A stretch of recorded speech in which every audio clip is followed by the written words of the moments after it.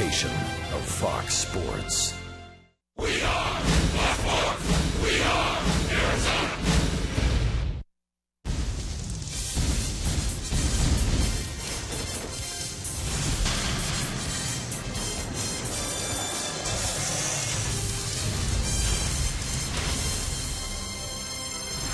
A bright sunny day in the desert. A little cool for us here in downtown Phoenix. How quickly we get spoiled living in paradise. Temps at Chase Field, low 60s. On a great day to be here inside at the ballpark. The roof and the panels are wide open. And we are under bright blue skies for the Diamondbacks and the San Francisco Giants. Good afternoon from Chase Field and welcome to the broadcast. Steve Berthume and Bob Brentley along the way. The finale of this four-game set, the D-backs and the Giants. Tim Lincecum on the mound for San Francisco. And Bob, it's our first official look at Bronson Arroyo. Well, for some of the Diamondbacks fans, it'll be their first look at Bronson Arroyo. I've seen a bunch of Bronson over the years. I'll tell you, this guy's an athlete, he's a competitor, but more than anything else, he's an entertainer. Like the Rockettes, look at the high leg kick, the most unique wind up in all of baseball. Instantly recognizable, provides a little bit of deception out there on the mound. He'll throw from multiple arm angles. These are just two of them. He'll throw from more arm angles than this. Throws all of his pitches from different arm angles. Will change speeds on all those pitches.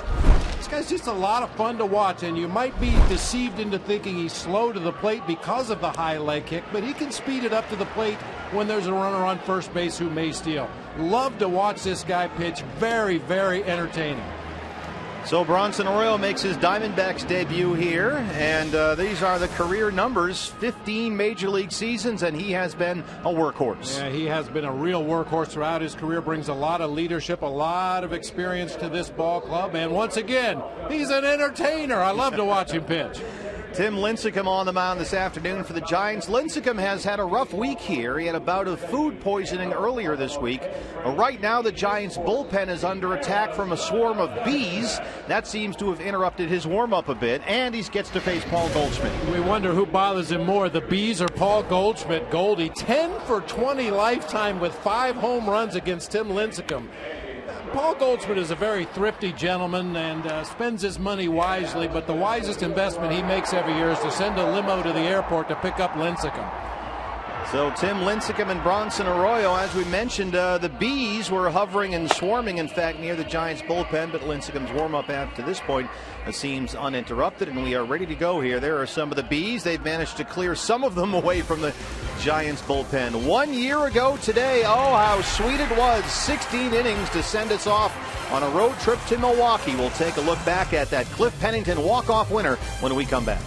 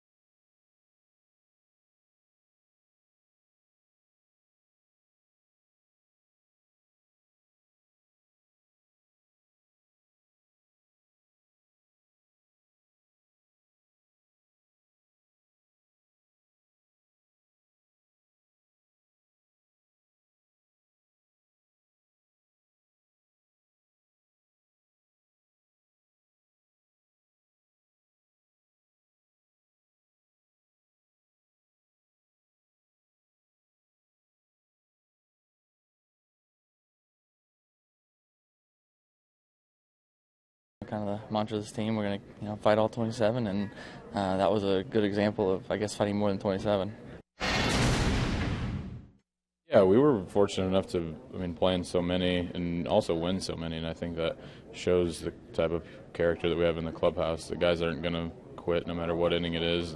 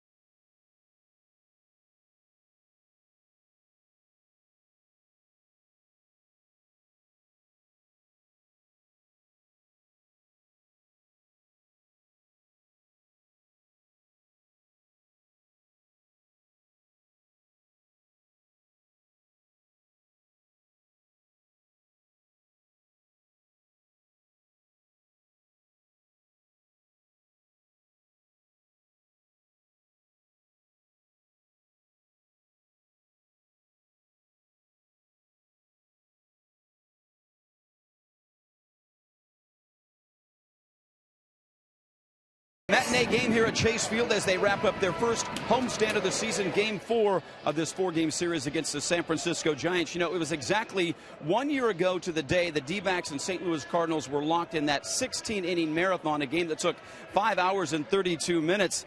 Just like today, it was a getaway game, and it really established a trend throughout the season. The D-backs were 10-2 in extra inning games on getaway days. Some of the heroes of that game 1 year ago, Cliff Pennington and Josh Colmenter.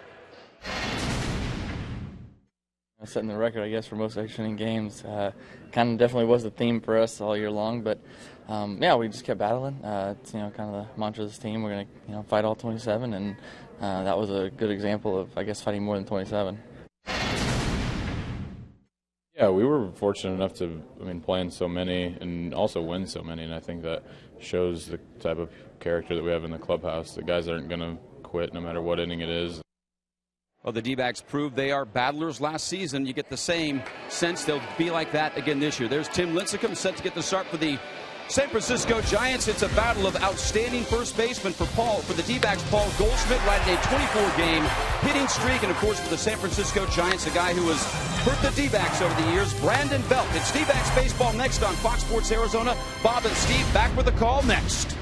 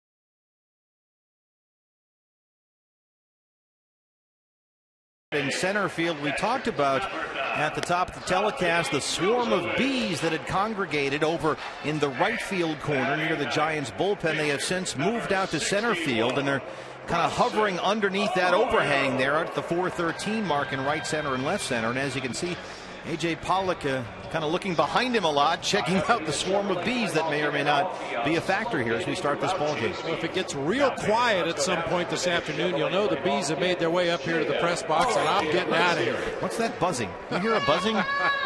There they are. That's a good shot of them right there. You can see the swarm of bees. That is right under the overhang here. There's a lot of them. They were over by the Giant bullpen earlier. Now they're making their way out into the sunshine, and AJ will have to keep an eye on the bees and the balls out there in center field. Yeah, we thought there might be a delay to the start of this game because as Tim Lincecum and pitching coach Dave Righetti went down to the bullpen in right field to warm up, that's when the bees first made their presence felt, and Lincecum got a very late start to his warm-ups. Bronson Arroyo ready to make his Diamondbacks debut against Angel Pagan, who leads it off for the Giants. Finale of a 4-game set here at Chase Field.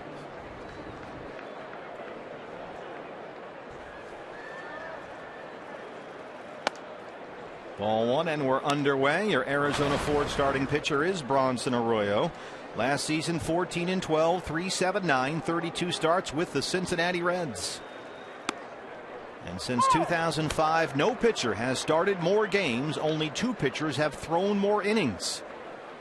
He, because of his dedicated conditioning and somewhat durable physiology, has taken the ball every 5th day for the last decade plus and has never been on the DL. His 15th season in the big leagues at the age of 37. Right to the B's. A.J. Pollock backing up. He's got it on the track, and he is getting out of there in a hurry. Yep, swatting the B's away as he catches the baseball. 1 out. Now that's focus and concentration right there. He fully knew he was going to run right back into that swarm of bees, but never takes his eye off the ball. I mean, are you kidding me? The first ball is hit right into the swarm. Oh, boy. Look at AJ out there. I was in Australia. I was playing in another hemisphere. I come back. I'm surrounded by bees. And we're only 6 games into the season. 1 away. Here's Gregor Blanco. Blanco getting the start in left field for the Giants. Eric Cooper is the second base umpire. He's having some fun out there with Aaron Hill. Yeah, Aaron Hill said, if you hear him coming my way, please let me know. And now we've got Pat Hoberg, the plate umpire, is looking into the dugout. Kirk Gibson, I think, is concerned about the bees, and now we'll have a discussion here. Chris Guccione, the third base umpire, you just saw him signal into Tom Hallion. Hallion is the crew chief. He's working first base this afternoon. And I think the bees are creating kind of a buzz here. Gibby's got a point. I mean, there's the umpire. You can't have your center fielder surrounded by bees trying to catch a fly ball in the bright sunshine. And not wanting to play the position that you probably should be in because the bees I see what are you there did first. there. Yeah. You walked right into it. So here comes the crew chief Hallion, and we'll sort this out. Can you review bees? I guess if you want to identify the bees and determine which exact kind of bees they are, but you know, this is not uncommon. This happens a lot more often than you might think. You know, half a dozen times a year you'll see a game either delayed or canceled because of bees on the field. It happened at Tempe Diablo, I think, in an Angels game the last week of the Cactus League season, and there are a large swarm of bees right now in right center field.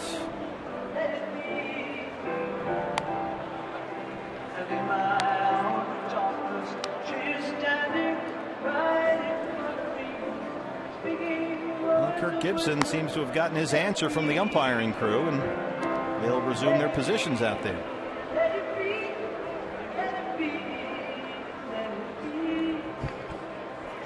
Now they'll relay a message, the umpires, to the Diamondback outfielders. And here's what we come up with.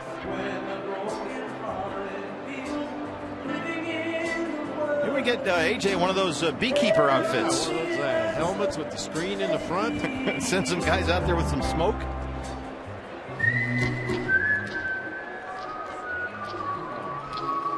Let It Be played over the PA system, and now don't worry, be happy. I see what you did there again. So Hallion, the crew chief, taking charge of this situation. He's saying, don't worry about it. We got the Poison Control Center on speed dial. If anything happens, we'll get you out of here quickly. And everybody back to where we started here. I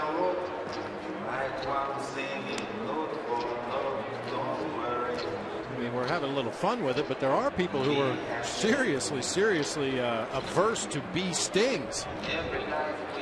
Like Brad Steinke. At the plate, left fielder number 7, Gregor Blanco. And we're set to resume now with 1 out in the top of the first. Right out there in right center field. The fans don't seem to mind. They don't seem to mind at all.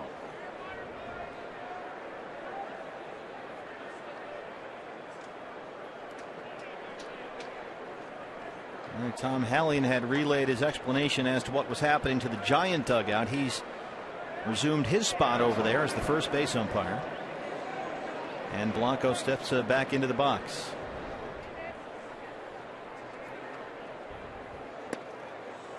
Strike one. And we should alert the fans watching at home that no, our radar gun is not on the fritz. You'll see readings from the low 60s to occasionally the low 90s on a good day. I mentioned it in the open of the show. He'll throw all of his pitches, variety of arm angles, variety of speeds. It's just not a comfortable at bat. Right by Roberto Kelly. That's another thing that you will get used to seeing from Bronson Arroyo. A lot of the hard hit balls against him go into foul territory. That slider off the plate inside right there to Gregor Blanco. The only place he could hit that ball was into foul territory.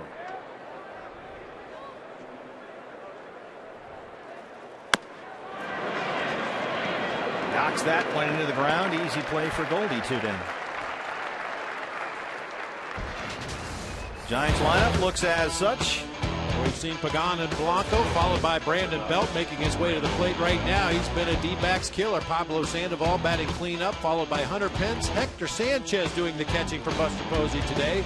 Brandon Crawford at shortstop. Ray Adrianza playing second base today. And the freak, Tim Lincecum, on the mound for the Giants. You knocked that out of the park. Well, 4th game of the series. About time. Here's Brandon Belt. Strike one. Buzzing with confidence. We got all kinds of things happening at the ballpark today.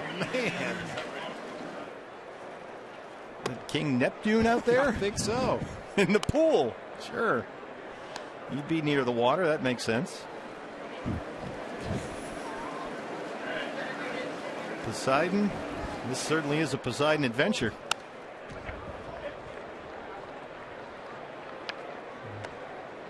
Oh, goodness. What a start. Yeah, what's next? Can't wait for the bottom of the first. You know, we should point out about Bronson Arroyo that he will give up the occasional long ball. 32 homers pitching in that bandbox in Cincinnati last year. The good news is 21 of them were solo homers. And he gave up 46 homers 3 years ago. And part of the reason for that is, as Bob mentioned, he's around the plate a lot. Doesn't walk anybody. He's allowed an average of less than 2 bases on balls per 9 innings in each of the last 2 years. And as soon as I say that, he goes full on Brandon Belt. There was some question as to whether Arroyo would even be able to make this start. Suffered that bulging disc in his back during spring training. That one is hit well to right field, headed for the corner, and that ball is in the bullpen and gone. Brandon Belt has done it again. His 3rd home run in this series, and it's 1-0 Giants.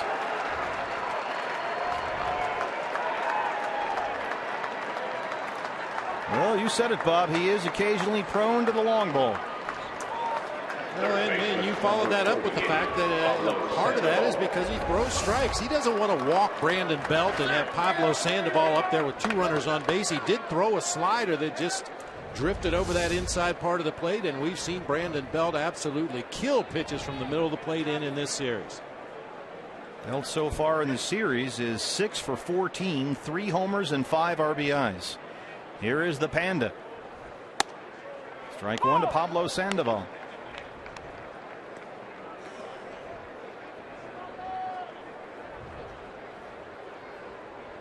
Brandon Belt has tortured the Diamondbacks here. Last season he had .345 against the D-backs, had 11 RBIs in 16 games. And he's off to an even better start against the D-backs this year.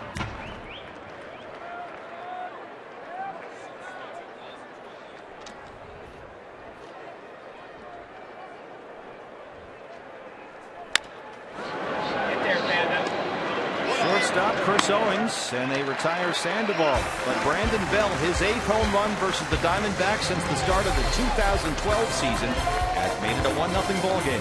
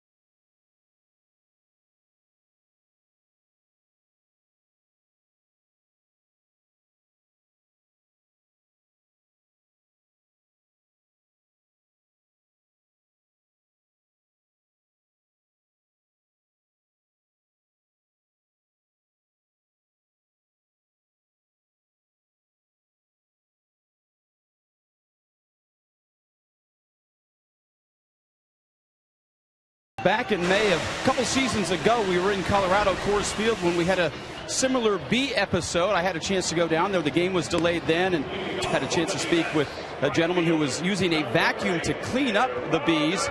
I asked him what his title. He said he was a beekeeper, and I said, well, the important part of being a beekeeper is actually keeping the bees.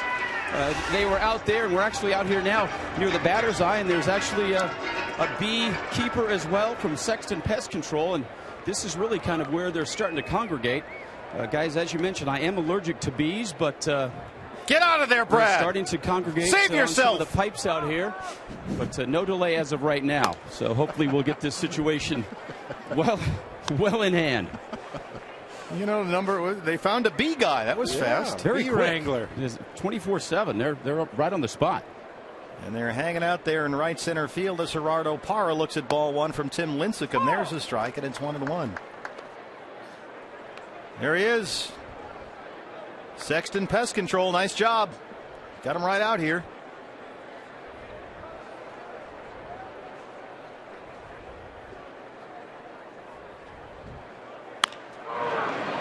Rolled the first. Bell takes it himself. One away. Here's the lineup that will attack. Hopefully swarm Tim Lincecum. There you go.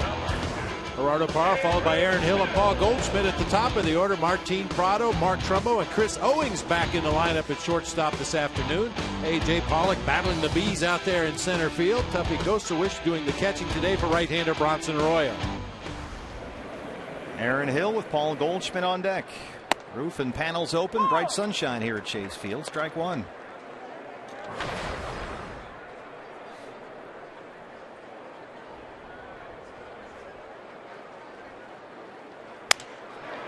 Little looper in the shallow center, and it drops in for a base hit.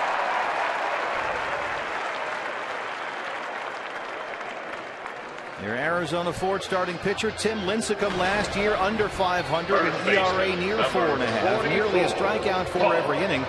But his strikeout rate dropped to a career low, velocity down again, fewer hits allowed than innings pitched. The highlight of his season, the no-hitter against the Padres July 13th at Petco Park. That was kind of an odd season for Tim Lincecum, a guy that's always had very unusual mechanics, the extravagant stride that he takes toward home plate, and had some trouble with those mechanics. When you have mechanics that are not in the norm, sometimes it's hard to fix it. Goldie hits the first pitch to the Bees, well hit to right center field, and that ball is gone, a home run. Paul Goldschmidt extends his hitting streak, now 25 games, and the Diamondbacks answer. It's 2-1.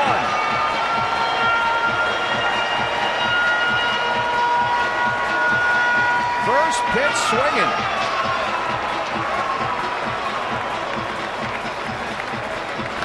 He hit that one to Neptune. Ooh, that's a long homer. What is going on here today? No. Wow. That money that Paul Goldschmidt spends on the limo to bring Tim Lincecum to the team hotel here in town is well spent. I mean, there's ownage and then there's ownage, man. Look at those numbers. Crazy numbers. One pitch. Martin Prado. Or what a lift that is. Get that run back and then some. Strike one to Prado, batting cleanup today.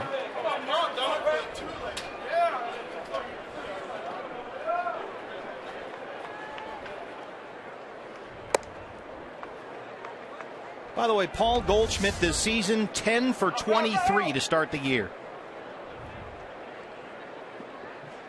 There's Aaron Hill, little broken bat flare in his center that dropped in. Martin Prado chops it to second. A-Ray Adrians is there. 2 away. And we should point out Lincecum features a fastball with very little movement. He throws a two-seamer, but he throws it so pure and over the top that it has very little movement. Serves the purpose of a four-seam fastball in the low 90s. Throws a lot of straight change-ups. He'll mix in some sliders and curveballs occasionally, but basically a two-pitch guy with the fastball change-up.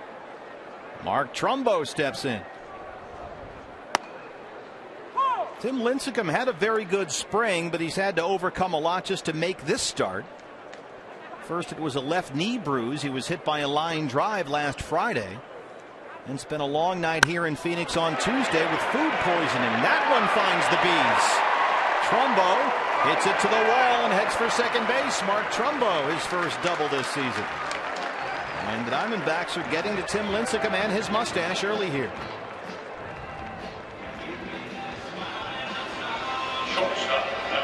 Just a nice, easy pass there by Mark Trumbo. A lot of hands, a lot of wrists right at the end of the swing, and that ball just shot into the gap in right center field. Keep hitting balls out in that direction, some of the Giants outfielders will get stung and have to come out of the game. It's all part of the strategy. I'm telling you, they're falling right into our trap. Now if we could just trap those Bees.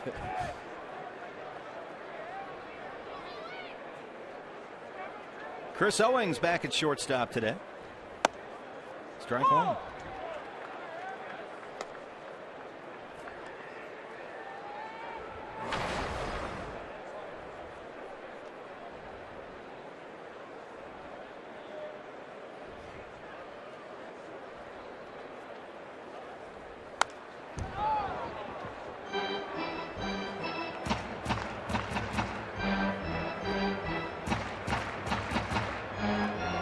Parra led off by grounding out to first. Aaron Hill, little flare in the center for a single. Goldie at his first home run of the year. Prado grounded out. Mark Trumbo a 2-out double, and here's Owings.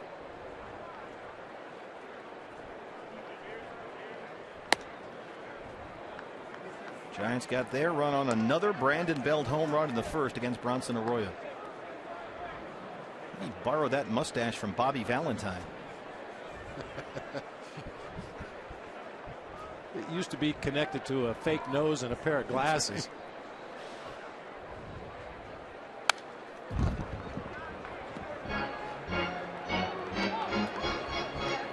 Yeah, I think he kind of looks like Peter Sellers from the Pink Panther movies. His manager Bruce Bochy says he is the Rain Man of music. He knows all genres. He knows all the artists. Any music that comes on in the clubhouse, he'll rattle off who the lead singer is, what band he's with, what band he used to be with. And it could be anything from AC/DC to Frank Sinatra to Barbra Streisand to ABBA. He knows it all. He knows Barbara, huh? Well, the way she was. Two-time Cy Young winner, four-time All-Star, but has not had a winning season since 2010. Last 3 years, 33 and 43 in ERA over 4.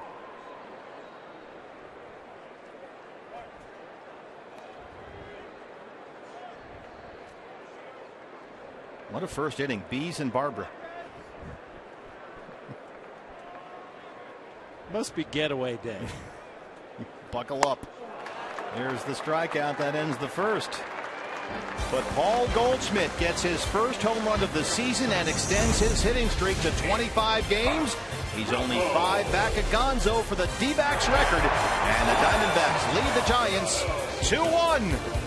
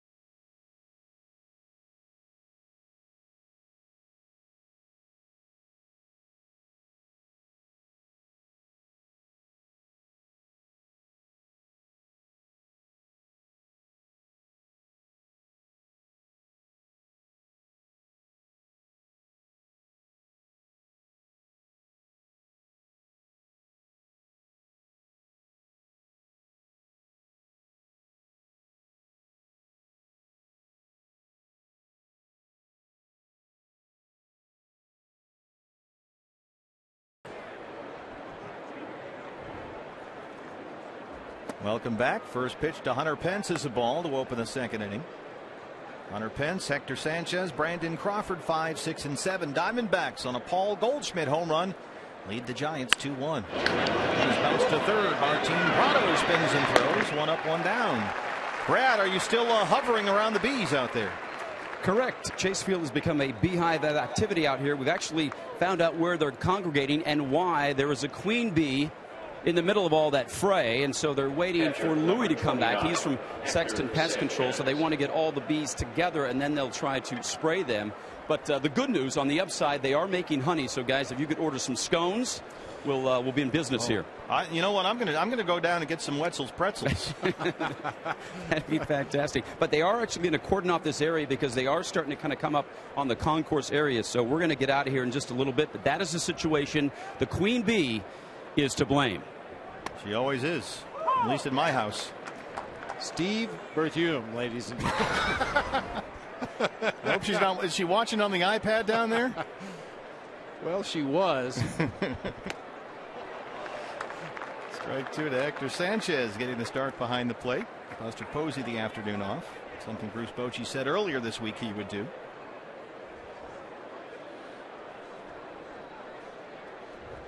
Here is the wife. She's getting ready to head to the women's Final Four. Oh, nice. Yeah, down in Nashville. We'll be in Denver and San Francisco, bundled up.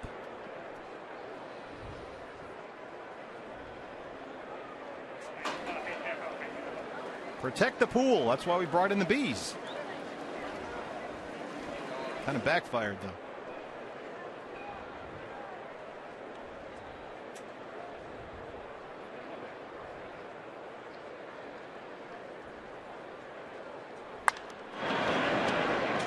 They look like they got a whole thing going in that pool with King Neptune out there, and I see an octopus and some mermaids. Went to a ball game and a Disney movie broke out. I mean, look at what is she wearing there? She looks like Sigmund and the Sea Monster.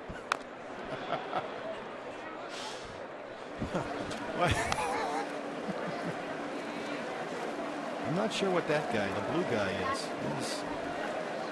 He's the octopus. Yeah. I tell you, you rent the pool for the day, you dress the part. Nice work. Surprised the crazy crab isn't out there. The Giants briefly had a mascot. They took a fan vote, and the fans decided they did not want a mascot. So they came up with this idea of the crazy crab, and the crazy crab would make an appearance every ball game, run around Candlestick Park, and people would throw things at the crazy crab. It was kind of a running joke, and they lasted about half a season. And I have to tell you that I actually saw the person wearing the crazy crab costume underneath the bleachers one day. He was not a happy man. That's a tough gig. Why are they so mean to me? Yeah, I don't get it. But the crazy crab would fit in out there with King Neptune and the other characters. 3-2.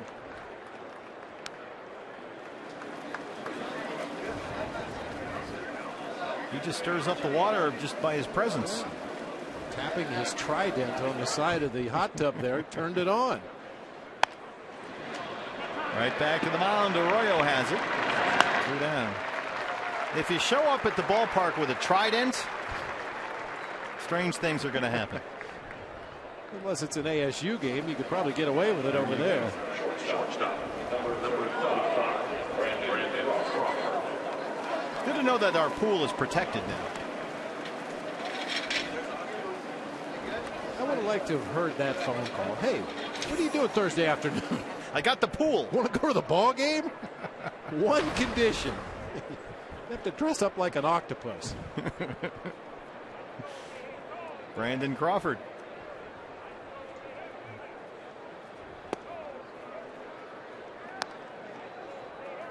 Well, Bronson Arroyo has an excellent track record against the Giants, especially lately. His record the last 10 times he's faced San Francisco is 5-2 with a 1.66 ERA. He has really owned these guys lately. And that does not include that 2012 start in the National League Division Series. He dominated the Giants, 7 innings of one hit ball.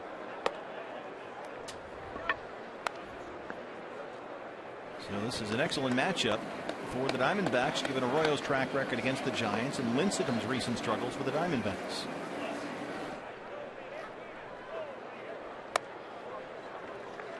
Four-pitch walk to Crawford, and they'll work to Ray Adrianza. First walk issued by Arroyo. Second baseman, number 53, Ray Adrianza.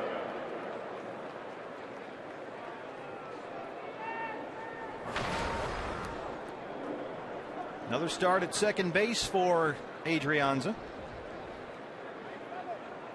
He was out there last night. So Joaquin Arias earlier in the series. Adrianza had an error at second base last night. Tough error. Line drive hit his direction, hit right in the middle of that second baseman's glove and popped out. I'll tell you, the way the first game of this series went, I wasn't so sure. There was a lot of defensive miscues, especially by the Giants, a lot of mental miscues. But since that first game, both teams have settled in. We've seen some crisp baseball. Yeah, we had all those crazy defensive errors in the first game by the Giants, the replay controversy the next game, and now we've had a little bit of everything so far today.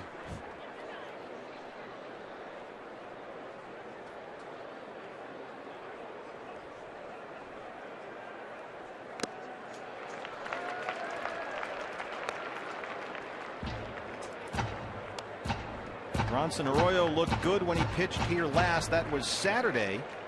Right here at Chase Field, the final spring training game against the Cubs. And gave the all clear in terms of the back issue to start here this afternoon. And you know, with a perfect track record, 15 years in the big leagues, he did not want to open the season on the DL. No.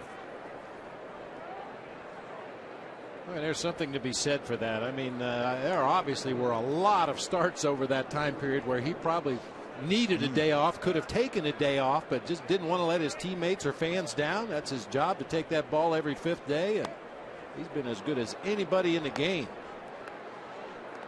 Another 3-2 count here.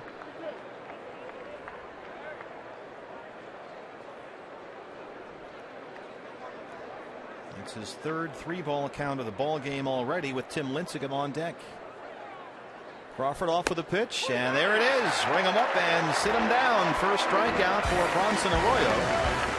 CenturyLink, your link to what's next. Coming up for the Diamondbacks, the man out there among the bees, A.J. Pollock, will lead it off. D-backs lead the Giants 2-1.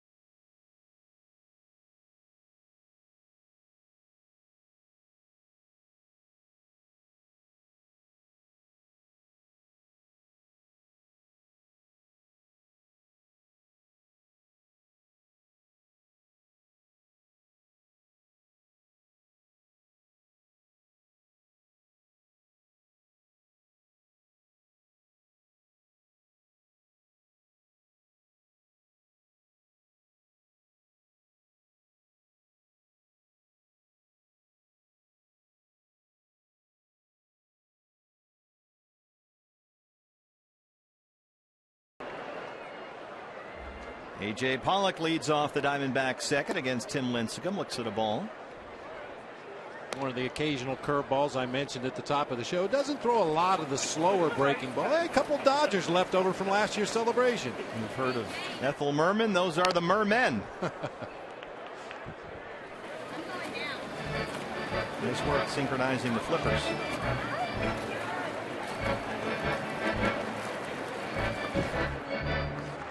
What in the world? Wow. Right back to the mound, right to Lincecum's glove. One away.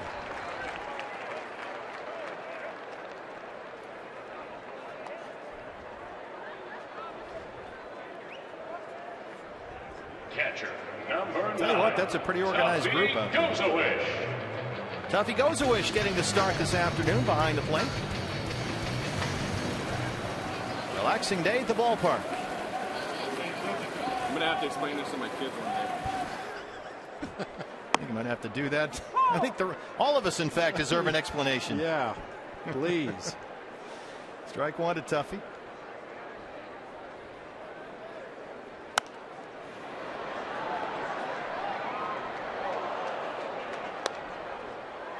If they would dress like that to go to a ball game, what do you do when you get invited to a costume party?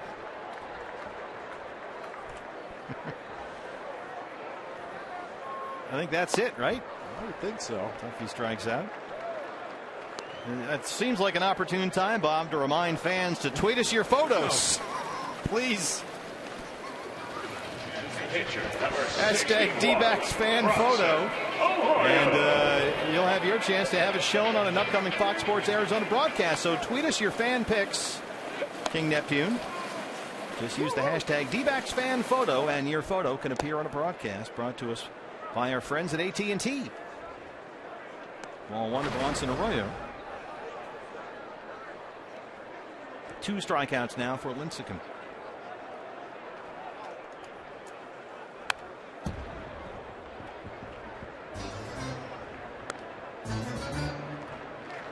Mentioned Arroyo's good luck against the Giants. Lincecum against the Diamondbacks has been much the opposite. They have had his number lately. Last 7 appearances against Arizona, Lincecum is 1-5 with a 6.75 ERA. Here you go. And that's after he won 7 of his first 10 career decisions against the Diamondbacks. So started out very well versus Arizona, but lately it's been difficult for him. Hard to believe he'll turn 30 in June. I still think of him as a kid. That is hard to believe. One of the grizzled veterans on that pitching staff now. 3 strikeouts for Lincecum. We are through 2 at Chase Field, and the Diamondbacks lead the Giants 2-1.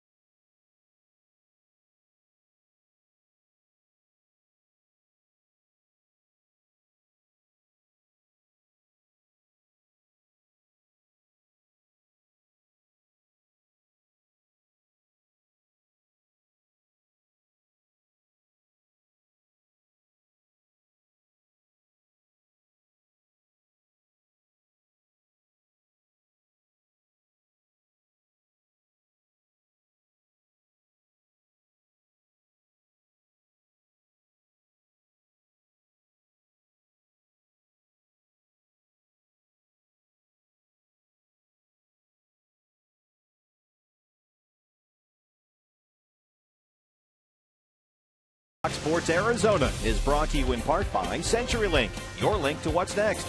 And by Jack in the Box. Try the new Bacon Insider at Jack in the Box. It's got bacon mixed right into the patty at participating restaurants.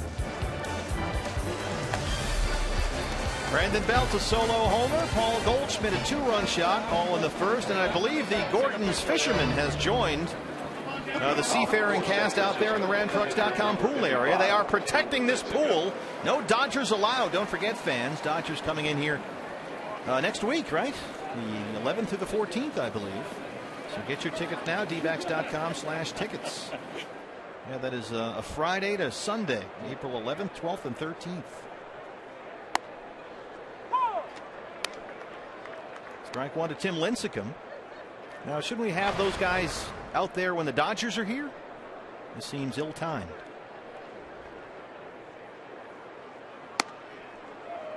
Just the color of the Mermen's costume is a little too close to Dodger blue. That's what's wrong with that picture for you? Yeah, just the color. That's the part that bothers you. The Mermen. Now, one of them needs to dress up like Ethel Merman.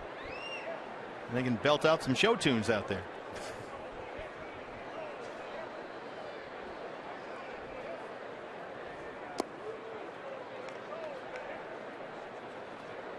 And boy, tell you what, Brad Steinke showed up to work today, allergic to bees. First thing he had to do was go report on the swarm of bees out there. And now we've sent him over to the pool. Pretty good chance he's allergic to that, too. He should be if he's not. How about that stash? That's like a 1970s baseball mustache. Old school. That's Brenly-esque, in fact. Strike three. Let's go out to the pool with Brad. Yeah, Steve, as you mentioned, what a day as a broadcaster in the middle of a beehive and then out here with this collection of people. This is Logan, Neptune, Poseidon. Tell me about this group. How did this all come about? We're here to protect the pool and make sure that we get no interlopers, and anybody that's up here is a D-backs fan all the way through. Now, will you be here when the Dodgers are in town? You know, the Giants didn't do anything bad to our pool. The Dodgers did. Will you be back for that series? Oh, most certainly. Whether we're at the pool or anywhere in the stands, we're definitely going to be protecting this pool. Tell me about the Mermen. I mean, you got to be good friends with these guys to have them throw on that type of get-up to come out here to the pool. I didn't even ask. That's just something they have in their closet. Yeah, immediately, yeah. They offered. Who doesn't? We got the fisherman over there. Looks like we got an octopus. Yeah, it's Ursula, the little mermaid here, Ariel, and yeah, the rest of the crew, and an old fisherman who seems to be catching some nice sharks in here. Now, is this something you're going to plan to do year in, year out? Is this just a special occasion? If we can keep going this for a couple of years, we'd love to keep doing it. Now, my question is, ruler of the sea, are you going to get in the actual pool today? Guarantee it's getting a little hot in this thing. Guys, we'll send it back up to you. It's a unique scene. I'll put it that way. Oh, it's a scene, man. I don't know about you, BB, but I feel more comfortable, frankly, knowing they're there. Base hit for Pagan in the run. I just love the effort. I mean, that's not something easy. You don't wake up in the morning and just grab it out of the closet. You have to think ahead and get the whole group together. Well, mission accomplished. Mission accomplished. Very well planned attack on the pool. Suddenly I'm in the mood for some fish sticks. Gregor Blanco.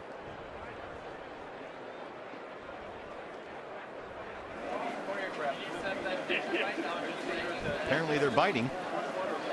I know for a fact there are no fish in that pool, or you would have caught. I'd have been in there by now. Right. Blanco grounded out his first time. Watch out for Pagan. Already has a stolen base in this series. Breaking ball in there, first strike.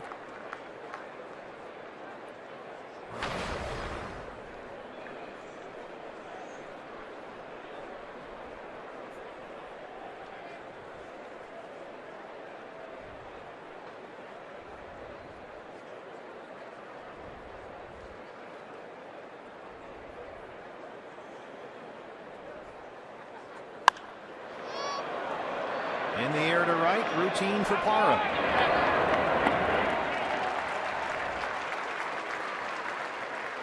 While I have a moment, let's take a look at our Valley Honda keys to the game. Probably should have put these up in the first inning before Brandon belts at bat, but anytime Bronson Arroyo is on the mound, you want to keep the ball in the ballpark, if at all possible. We mentioned earlier he's going to give up his share of homers, hopefully all solos, and friendly confines here at Chase Field haven't been so friendly when the D-backs are playing the Giants. Giants have won 9 of the last 12 here at the D-backs home ballpark. And Brandon Belt, 3 home runs in the series so far. He homered his first time up. Arroyo, 1 pitch this time. And that's it. 1 hit, they lead 1. Bottom 3, Diamondbacks lead it 2-1.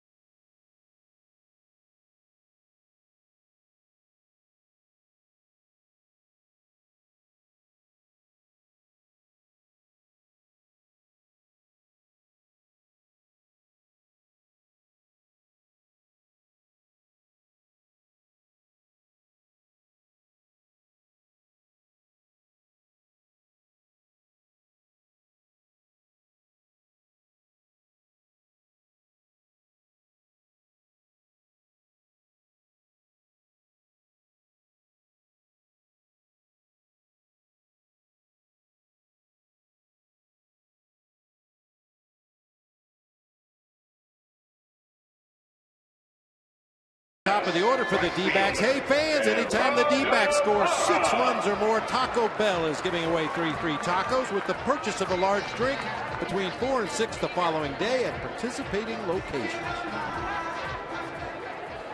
Diamondbacks lead it 2-1. And it's the top of the order here against Tim Lincecum in the 3rd. Parra, Hill, Goldschmidt, 1, 2, and 3. Ball 1 to Parra, who grounded out his first time up. Gorgeous sunny day here in downtown Phoenix. Roof and panels are wide open, nothing but blue skies. Parra trying to bunt here, and it goes foul.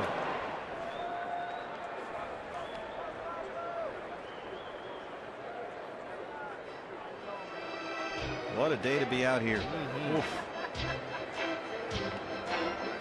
We're headed to Denver right after the ball game, where they got 4 inches of snow this morning. Perfect. Awesome. We'll have the Saturday and Sunday games on Fox Sports Arizona for you.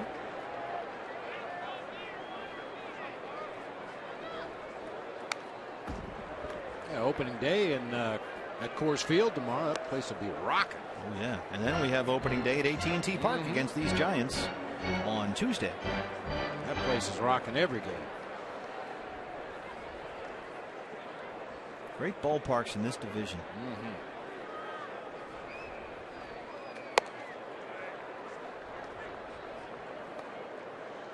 Buster Posey getting a well-deserved day off. We've talked throughout the series about how Posey really wore down during the second half of last season. His offensive numbers just plummeted, and so Bruce Bochy's paying special attention to getting Buster more days off, so he's not so gassed by the time they get to the All-Star break. And I guess Bob, and at least today, say the same thing for Kurt Gibson and Miguel Montero. Yeah. Well, you pick your spots over the course of a season. A lot of times it'll be a day game after a night game. You pay close attention to the opposing pitchers over the next couple of series and see if there's a particular matchup that's tough for your catcher and give him that day off.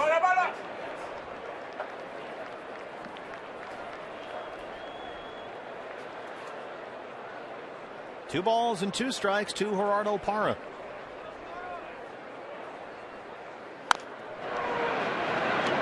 That's in fair territory. Belt has it. And that's 5 in a row set down by Lincecum. There's David Hernandez, just back from Pensacola, Florida. Tommy John surgery from Dr. Andrews. 4 Diamondbacks pitchers right now on the DL with Tommy John. Although the news on Daniel Hudson has been very encouraging. He's throwing off the mound. And he is on track to be back in July. Not as a starting pitcher, but as a reliever. He will remake his career in the bullpen, which they think will help with the wear and tear on that elbow, which has had 2 Tommy Johns now. But good to see David back here. Aaron Hill singled in the first, came in on the Goldie homer.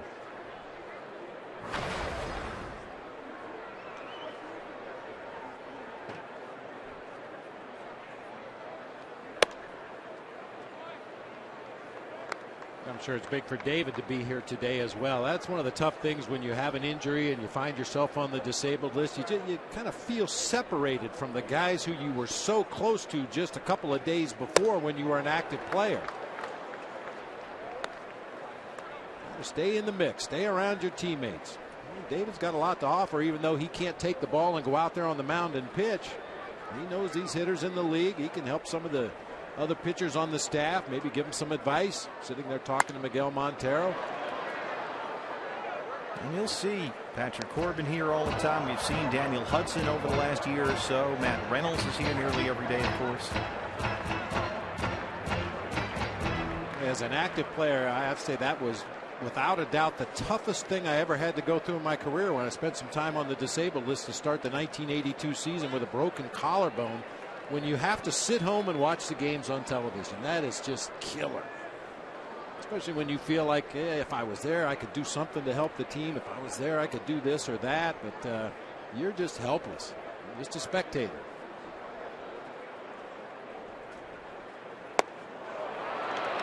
Struck him out on the 3-2 pitch. 4 strikeouts now for Lincecum. 2 down in the third. First baseman, Paul Goldschmidt. This is the first inning, and once again, in fact, on one pitch, Paul Goldschmidt, right to Poseidon, just tortures Tim Lincecum. 11 for 21, 6 homers.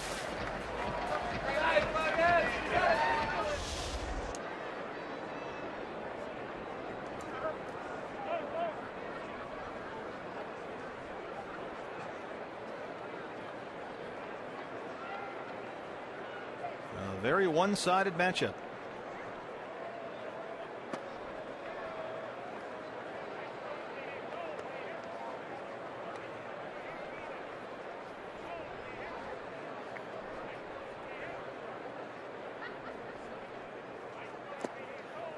Miss with a breaking ball away, and it's 2-0. He figures if Goldie's going to get him this time, he's going to have to supply his own power. That slow curveball just off the plate away.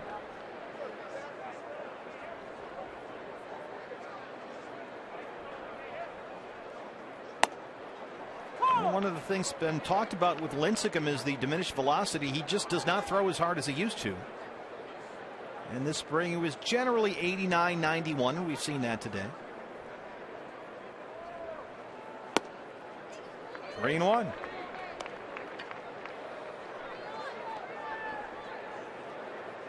So Lincecum says he has learned to pitch with the lesser velocity. Not worried about it because he says he's realized it's all about placement. Places one nicely there, and it's 3-2. Boy, all off-speed pitches this at bat for Paul Goldschmidt. Some breaking pitches, some straight change-ups when he's been behind in counts. It's like a change-up coming here. Goldie shoots it down the right field line. Pence over to cut it off, and Goldie heads for second, and the throw is in time. Hunter Pence moved over there quickly. That wasn't the greatest base running decision Goldie ever made, and Hunter Pence throws him out. But Paul Goldschmidt so far 2 for 2, and through 3, the Diamondbacks lead the Giants 2-1.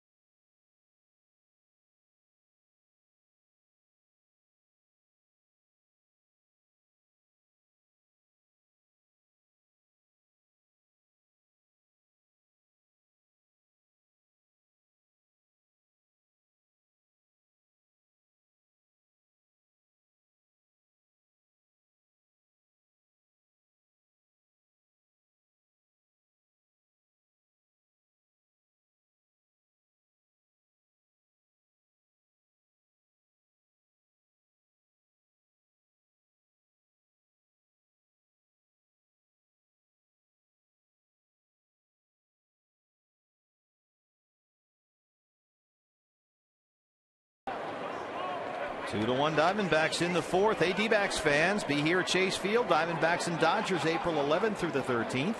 And you can get the most bang for your buck with the D-backs value pack. That includes a bleacher ticket, a hot dog, or a Subway sandwich, regular Pepsi, and a free cookie, all for only $21. For more information, visit dbacks.com/value. Ball one to Pablo Sandoval, who leads off the fourth. Sandoval, Pence, Sanchez, 4, 5, and 6.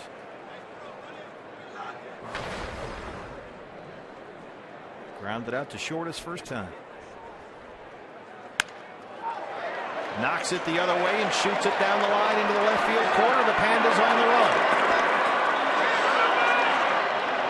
Trumbo fishes it out of there, and Pablo Sandoval has his first double this season. Leadoff man aboard for the Giants.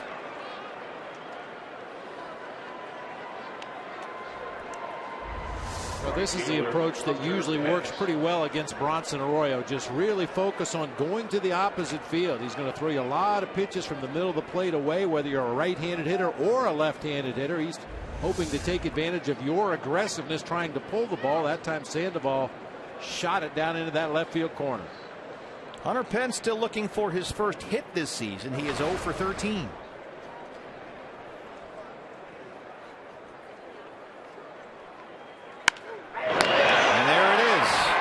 Sandoval had to hold up. Tim Flannery will stop him at third.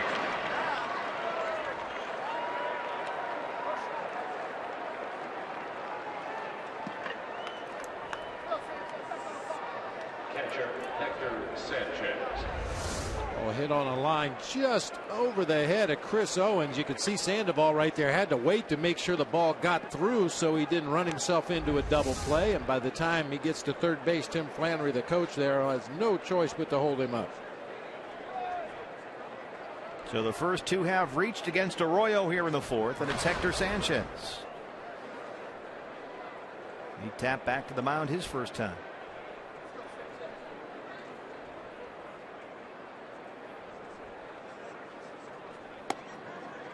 Strike one.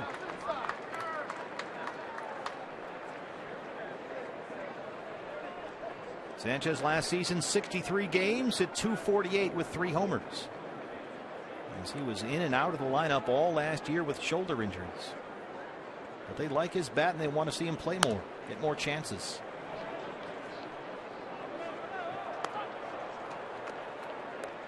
When you're the backup catcher on a team that has Buster Posey, you're not going to get an inordinate amount of playing time. But the fact that he's a left-handed bat, they like to use him as a pinch hitter occasionally late in a ball game to get a matchup. Yeah, he had a big off season too, actually getting smaller. Worked hard to drop 20 pounds at the suggestion, using finger quotes, of the Giants. They wanted to see him in a little better shape.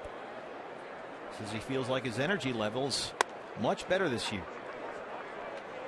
And ideally for the Giants, that'll translate into a little more mobility behind the plate. Sanchez, as you said, more known for his offense than his defense. And when he was carrying that extra tonnage around, he didn't move too well behind the plate last year. Let's just put it that way. Ball and 2 strikes. Drives that down the line in right, but pulls it foul. He's got a little pop in that bat, there's no question.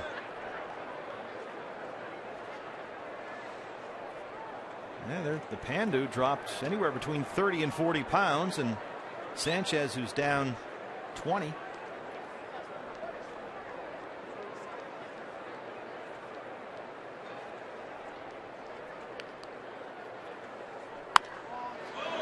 Sanchez had a really good spring at .320 with 2 home runs. As he continues to improve, they have to find ways to give Posey a break now and then, so it works out. In fact, Bochy, who told us that Sanchez would start today, has not even committed to starting Buster Posey in all 3 games against the Dodgers this weekend. The Giants go from here to LA. 1-2 pitch. Nice block by Tuffy Gozawish behind the plate, saved a run. That's a run right there. Boy, those are the toughest ones to block, too. The ball that hits that far out in front of home plate. Middle of the infield. He gets the glove on it, able to keep it in front right there, hold that runner at third, hold Hunter Pence over there at first. Well, he is a dirt dog. He is a real dirt dog. Sandoval, the runner at third. Pence at first. 2-2 to Hector Sanchez. He lifts that in the air, high and deep to right center field. A.J. Pollock at the track near the B's. He has it. Sandoval tags, and the game is tied.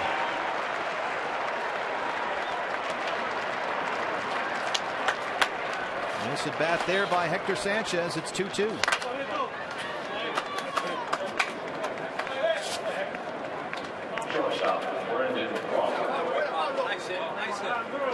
Made a loud sound coming off of Sanchez's bat, but fortunately hit it out there to the deepest part of the park, and Pollock had just enough room to run underneath and make the catch, but the Giants tie it up on that sac fly. So 1 out. Hunter Pence still the runner at first, and the batter is Brandon Crawford. He walked his first time. There's a strike. 0-1. I wonder what Arroyo feels about that sac fly right there. I mean, obviously didn't want to give up a run, but if he gives up that same fly ball at Great American Ballpark in Cincinnati, it hits the riverboat out there in center field. That is a teeny tiny little ballpark. And somehow, as an extreme fly ball pitcher, he not only survived there but thrived. And that speaks to just how effective he can be the rest of the time.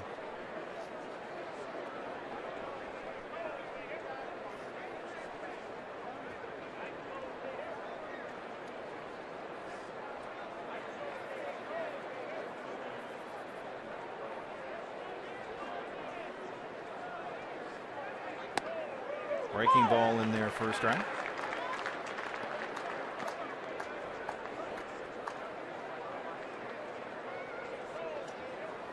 Last time Bronson Arroyo missed a start, he was 9 years old. He was shot in the leg with a spear gun. I'm not kidding.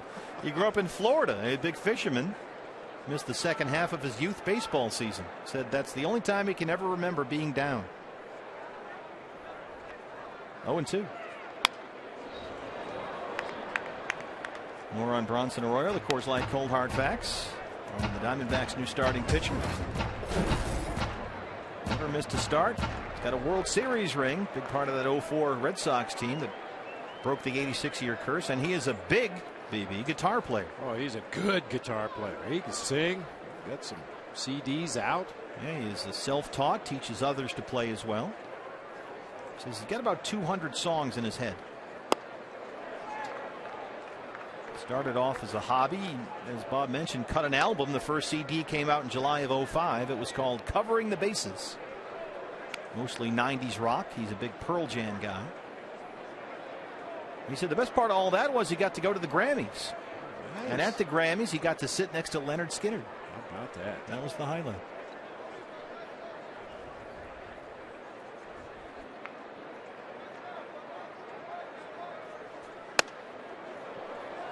Well, among other things, Bronson Arroyo is just a good guy. They have an award in Cincinnati they give every year called the Joe Nuxall Good Guy Award, and he won it 4 times as a member of the Reds. And we've talked a lot about the D-backs and how they not just want to throw guys together. They want to make sure they're the right kind of guys that'll be accountable and stand up and be responsible to their teammates and take an active role in the community. And Bronson Arroyo has done that his entire career. The great Joe Nuxall. Oh, he was a beauty.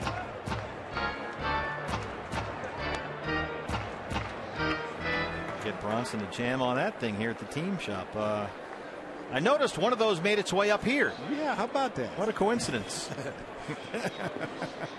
That's a beauty. You can purchase that at the team shop here. Another 2-2 to Brandon Crawford. Got to watch out for Hunter Pence. He was an extremely efficient base stealer last year.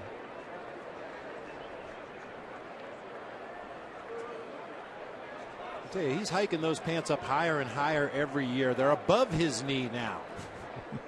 Looks like a cricket player. 3-2. Yeah, I love it when a plan comes together. Beautiful, huh?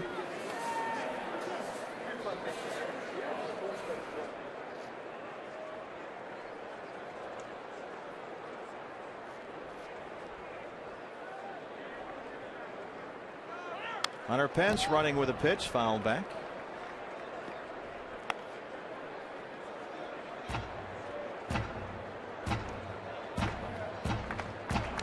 Another thing a lot of people don't know about Bronson Arroyo, we've seen him make a couple of nice plays on balls hit back to the mound in this game. He won a Gold Glove back in 2010. He moves around pretty good out there on the mound.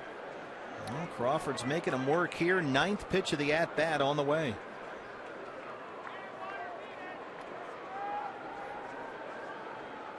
There goes Pence again, misses, ball 4.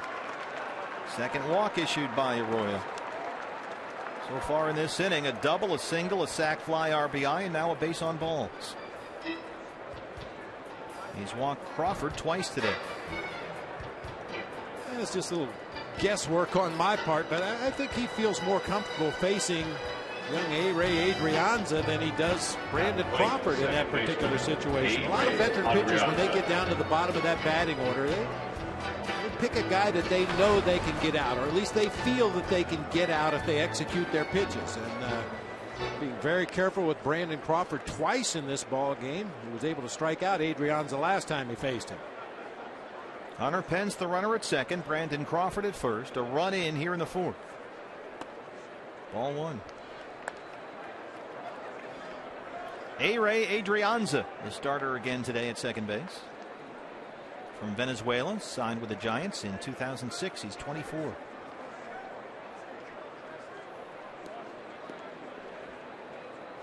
And as we mentioned earlier this week, his godfather is Ozzie Guillen. Adrianza's father grew up in Venezuela with Ozzie.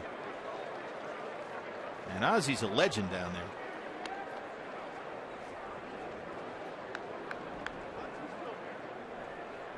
Not so much in Miami. But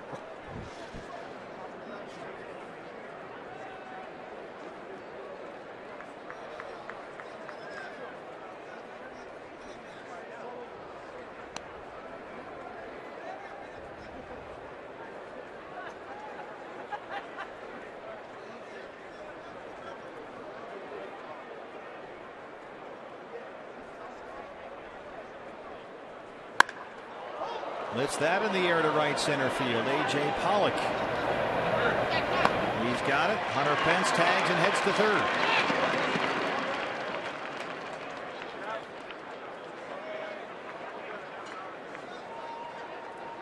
Pitcher Tim Lincecum. Brings up Tim Lincecum with 2 down. He struck out looking his first time up.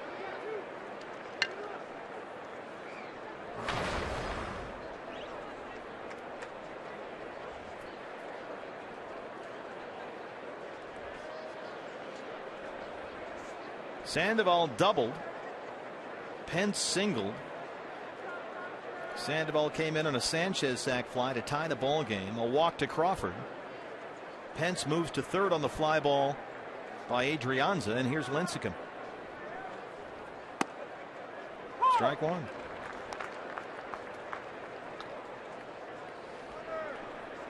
Pitch count is creeping up. Number 75 on the way.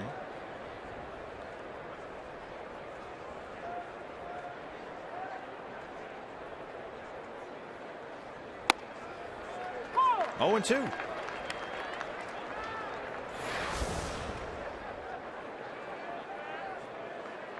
Two games against the Rockies for you on Fox Sports Arizona. Back with you Saturday. Brandon McCarthy at Coors Field. Randall Delgado pitches Friday. No TV on that game.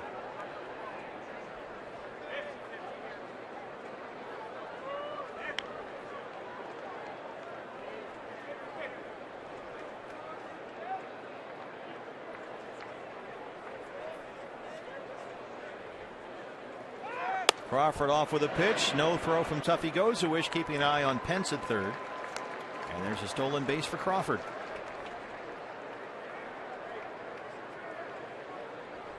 Like Crawford had a pretty good jump over there at first base.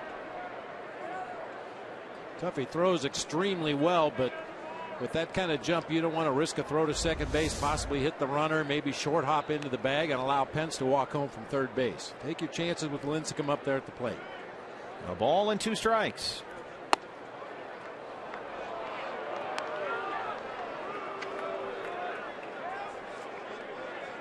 77 pitches, 47 for strikes.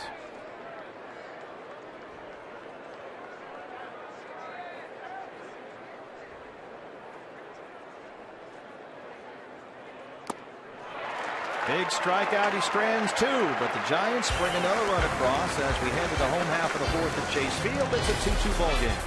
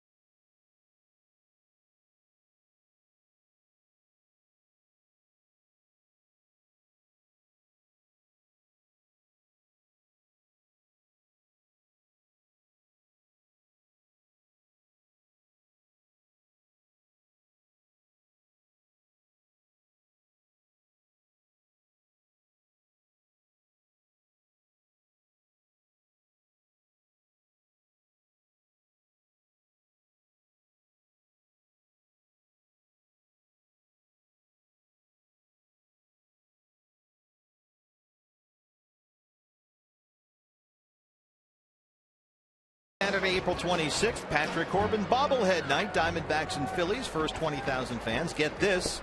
Patrick Corbin bobblehead. There he is up in our booth right here. Courtesy of Arizona Sports 98.7. Get the most bang for your buck, too. D-backs value pack. Bleacher ticket, hot dog, Subway sandwich, regular Pepsi, free cookie, $21. Visit dbacks.com/value.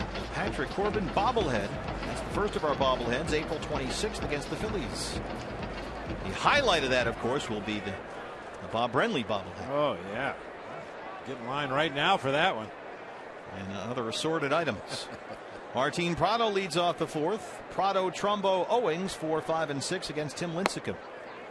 2-4-0 for the Giants, 2-4-0 for the Diamondbacks. Prado grounded out his first time.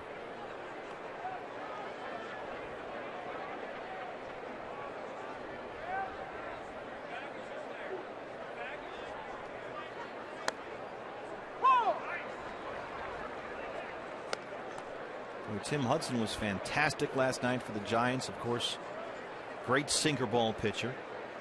And he's proven to be a great resource for Tim Lincecum.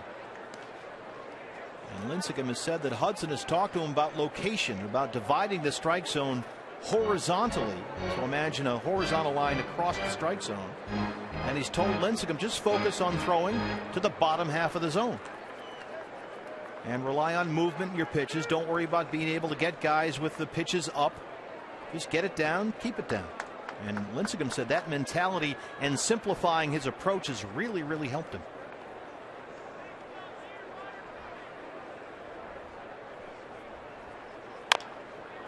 High chop of the 3rd. Sandoval got a hurry, barehanded. Boy, he's got an arm.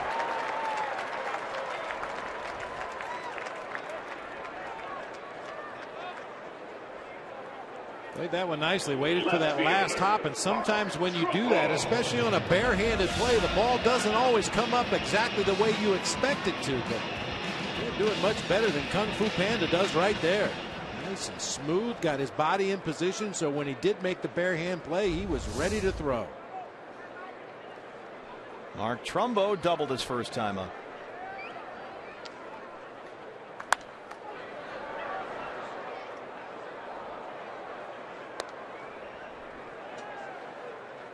Mark off to a good start with the Diamondbacks. He is a 6 for 22 as he steps in.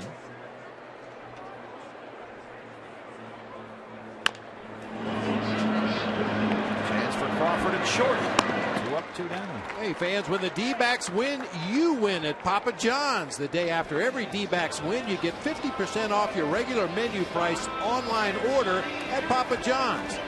Enter promo code DBACKS50 at papajohns.com. Chris Owings, a strikeout victim his first time. Beautiful sunny day here at Chase Field. Feet up, kick back, relax, and watch the Diamondbacks.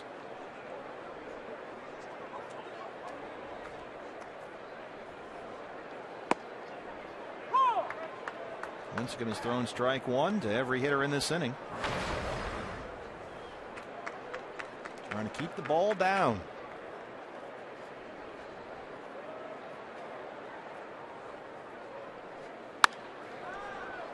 The story you told about Tim Hudson and the advice he gave to Lincecum about the horizontal line.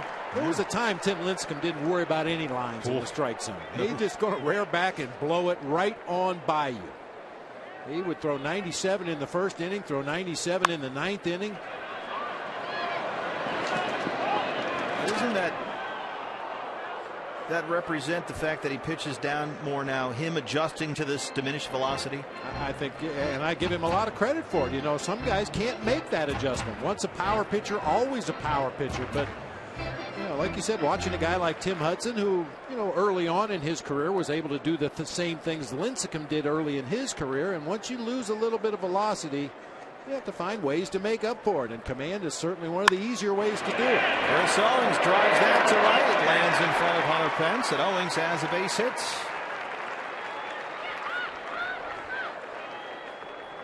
It's his 7th hit this season. Center field, A.J. Pollock. I really like his approach in the early going here. Everything's up the middle, opposite field. He's not getting out in front of too many pitches. He's not getting fooled by a lot of off-speed deliveries. Seems like he's seeing the ball very well. I think that's a great approach. I think as he gets more comfortable and sees how teams are going to pitch him, you might see him pull the ball a little bit more. A.J. Pollock. Another strike 1 from Lincecum.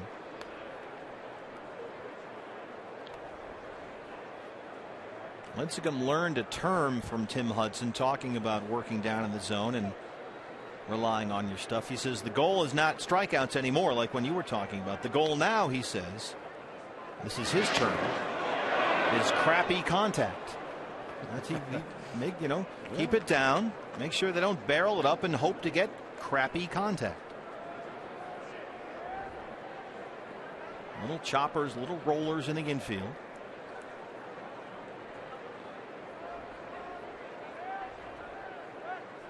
And Hudson is the king of that. Oh, yeah. Now they're, vaguely similar in build. Both, very slender guys out there on the mound, not real tall. Take full advantage of everything they have at their disposal out there. So I think Tim Hudson would be a very good guy to model yourself after as your career moves forward in the case of Tim Lincecum.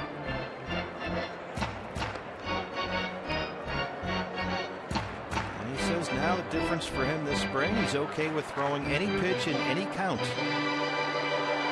that's made a big difference for him. Well, we've seen quite a bit of that in this game already. 2-0 changeup to Paul Goldschmidt earlier in the ball game. A 3-1 changeup, came right back with a 3-2 changeup. Nothing doing there.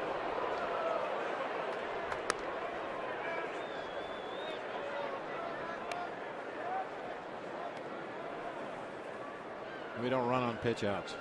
Somebody always yells that from the dugout. When you pitch out and the runner's not going, somebody will always yell, we don't run on pitch outs. Never gets old. There goes Owings. Pollock strikes out. That's 5 strikeouts now for Tim Lincecum, and through 4, it's a 2-2 ball game.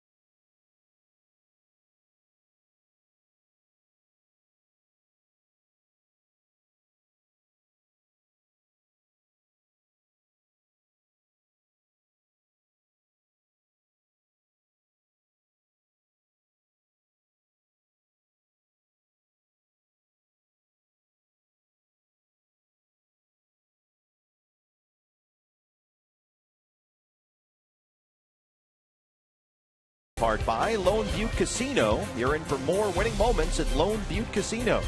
And by Cox Communications. Bundle and save with Cox. Roof and panels open. Bright blue skies above Chase Field. Giants and D-backs series finale 2-2 as we start the 5th inning. Bronson Arroyo and Tim Lincecum. Angel Pagan, Gregor Blanco, and Brandon Bell top of the order here in the San Francisco 5th against Bronson Arroyo in his Diamondback debut. And here comes the big trademark high leg kick.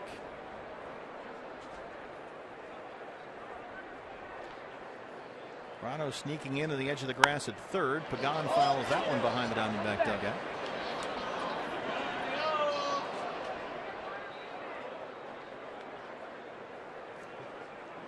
Pointed out at the top of the show that Bronson's leg is almost flat, parallel to the ground, and the foot is way up there near his head. He said that started when he was 7 years old.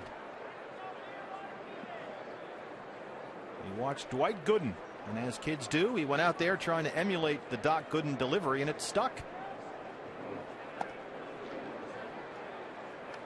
I think I said it at the top of the show, it lends to the deception as well. Hitting is all about timing and trying to get into a rhythm with that pitcher and his delivery. I had a hitting coach tell me one time, when the pitcher shows you his back pocket, you show him your back pocket, meaning that as he turns. Pagan turns on that one. It's over the head of Parr, bangs against the fence out there. Pagan will stop at second.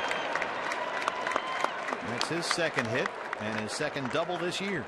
Just to quickly finish that thought, there has to be some timing as that pitcher goes through his windup. There's a certain windup that you have as well as a hitter. Get a look at Pagan lining that ball to right field. And when a pitcher has something that disrupts that rhythm and disrupts that timing, makes it harder for you to be on time when that ball's in the hitting zone, that's going to work in a pitcher's favor. I think Clayton Kershaw has a lot of herky-jerky in his delivery that is very deceptive to a hitter. Hideo Nomo back in the day, the tornado. Very tough to get into a rhythm with his windup as a hitter. Blanco bunts it up the first base line. Arroyo pounces on it. Nice play. Pagan moves up to third. We were talking earlier today about the various arm angles for Bronson Arroyo. Going to get a look at 3 of them here. That's about what I would call 3/4 delivery. Tried to drop a breaking ball on the outside corner. That's almost pure sidearm there. Just a flat slider that ended up off the plate inside, pulled foul, and then that's almost directly over the top. And as a hitter, you just get a lot of different looks. Kirk Gibson to the mound. Arroyo right now at 82 pitches, 51 for strikes. Oliver Perez has been throwing in the Sanderson Ford D-backs bullpen. And this appears to be a discussion. I guess when you're in your 15th major league season, you get a vote. This might be just a check on the back as well. He had to bounce off the mound to field that bunt, kind of an awkward bend, scoop, and throw all at once. And Kirk Gibson has made the determination that that's going to be it for Bronson Arroyo today. So we'll see Oliver Perez. Bronson Arroyo's day ends here. We'll take a break from Chase Field.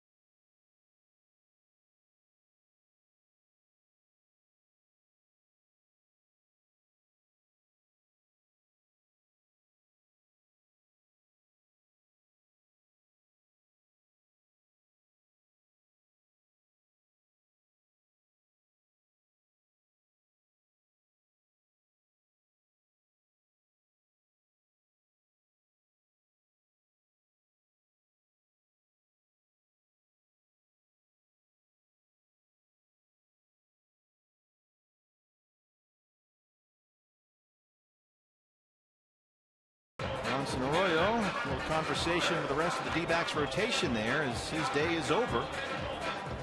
After pouncing on that ball at first, it didn't appear to be any worse for wear, but you've got Brandon Belt, the lefty, coming up, and we know what he's done in this series. So maybe Kirk Gibson going in just a tick early on Arroyo, but considering the matchup here and the score, you understand the philosophy here. And the abbreviated spring training that Bronson Arroyo had. This was the first inning home run by Brandon Belt. Obviously, you put a left-handed pitcher on Belt. It also turns Pablo Sandoval, the on-deck hitter, around to the right side where you would much prefer him to be hitting. And so Arroyo is done. Here's Ali Perez, who's on for the second time in this series. He worked the series opener on Monday, faced 3 batters, and did not record an out. Gave up a double to Pagan, a single to Belt, and a single to Sandoval. And he will face Belt and Sandoval here.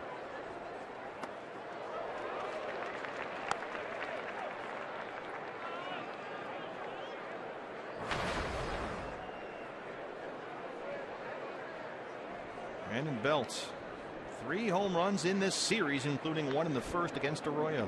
That was the first Giant run.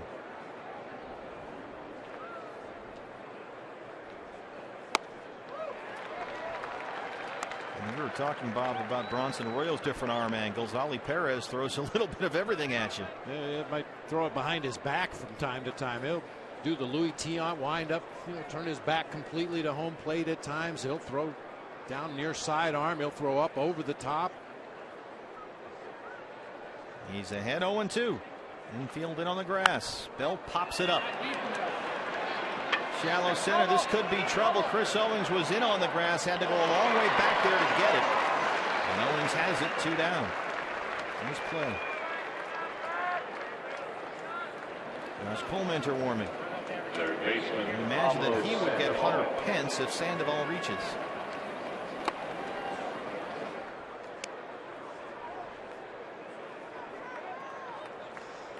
Oliver Perez once had a pitching coach who said sometimes you don't know whether he wants to be Satchel Paige or Don Drysdale.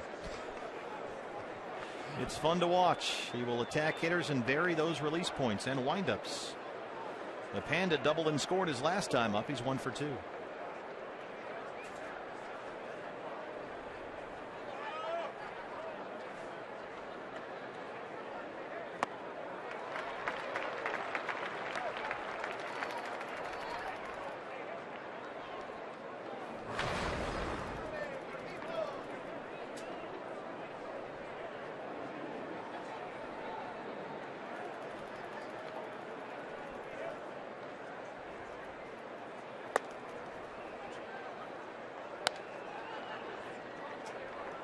Angel Pagan making a lot of noise over there at third with his feet. There's Perez, the left-hander, with his back turned to third base, and Pagan trying to rattle him a bit down the third base line. There's the little Louis Tiant. Another pop-up.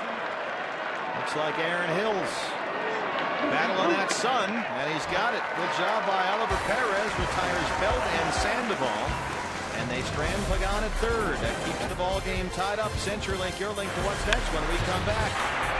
Gerardo Parra, red hot to start the season.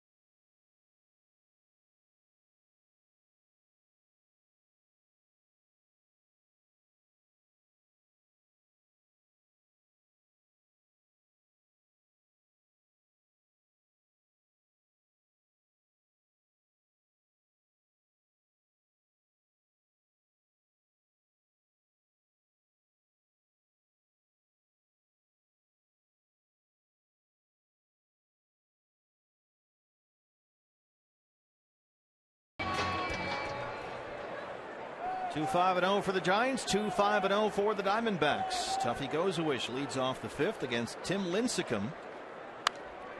First pitch swinging, fouled back. Pitcher spot is due up next, and Tony Campana is in the on-deck circle. Good job there by Oliver Perez to get two real good hitters there with a runner on third.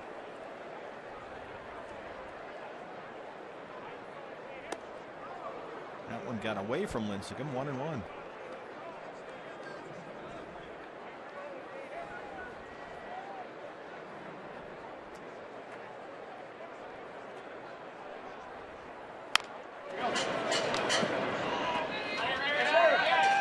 And Sherlock, the great ones, never lose it.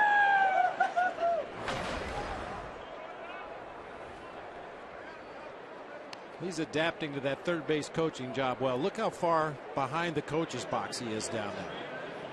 A right-handed possible pull hitter at the plate. Get as far away from the dish as you can. Bounce to third, Sandoval.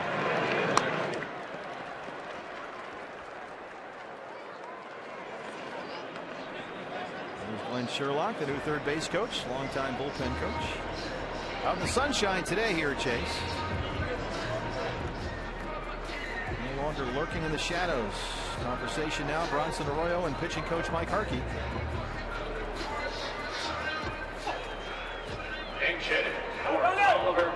Didn't appear to be any kind of a back concern. He's certainly not getting any treatment or anything like that. So I guess the fact that he's still in the dugout is a good sign in terms of his health. Yeah, we talked about it last night. I'm pretty sure, I'll check with Bronson, I don't think he ever ices his shoulder or his elbow after a ball game, where most starting pitchers come out of the game, they watch the remainder of that half inning, and then they go up to the trainer's room to start getting some treatments, get some ice on their arm. Bronson just going to hang out on the bench, watch the rest of the ball game. He has a very unique fitness regimen that he has adhered to since he was 7 or 8 years old. And it almost never changes. It started young. His father, Gus, emigrated from Cuba, worked in the roofing business. And Gus was a competitive power lifter. This is a guy that could bench press 440. Jeez. Yeah, that was his dad. He had Bronson working out as a kid. Campana swinging bunt, 2 down. So Gus had Bronson. They built a little homemade backyard weight room when he was 5. It wasn't like a little league parent thing, but he wanted him to understand that if you take care of your body, you stay on top of your health and fitness, you can build a solid foundation. And he has, you can do that at Mountainside Fitness here at the ballpark too. Mountainside Fitness, that is a tremendous facility here. Not just if you're at Chase Field, but if you're in the downtown area. Get your workout in. Yeah, so Bronson has his own thing he does. Well, and given his track record and the way he's taken the ball for, what would you say, 9 straight years without missing a start. Yeah. Father knows best. Especially when father can bench press 440. Yeah.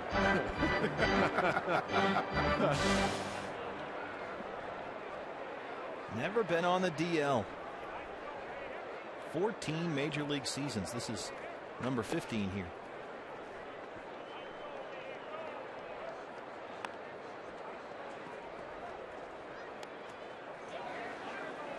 Speaking of bench pressing, what happened to the undersea extravaganza we had out there? Poseidon pack it in? No, he's still out there. Yeah, the whole crew is there.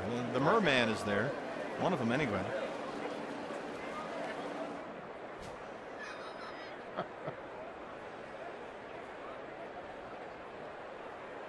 Two and two to Gerardo Parra. Called strike 3. That's 7 strikeouts for Lincecum, and Parra can't believe it. Pat Hoberg says strike 3.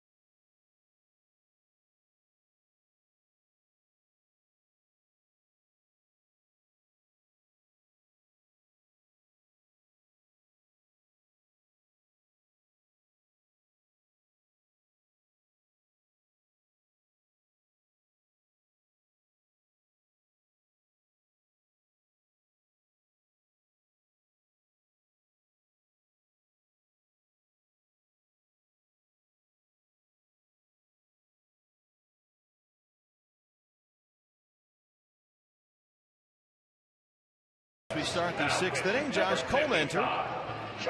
We've seen Bronson Arroyo, Oliver Perez, and now the right-hander Colmenter on for the 3rd time this year.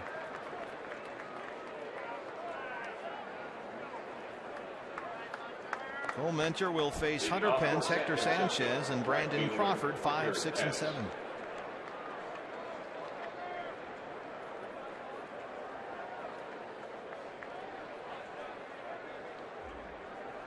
Hunter Pence 1 for 2. He singled his last time up, his first hit this season.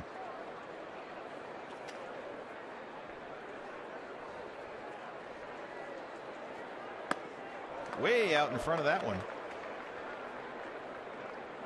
Colmenter started him off at 77 miles an hour.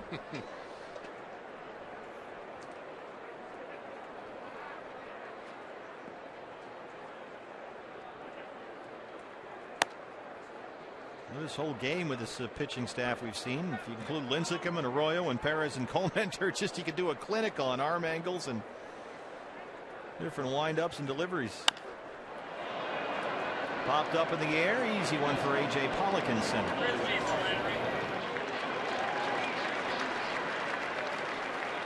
Hey fans, play Kachinko by signing up at one of the 16 interactive kiosks right here at Chase Field during any Arizona Diamondbacks regular season home game. And what a day it is to be here today. Look at that. Panels in the outfield open, the roof open. Not a cloud in the sky in downtown Phoenix. The breezy conditions we had throughout this 4-game series have disappeared today. Absolutely beautiful day for a ball game.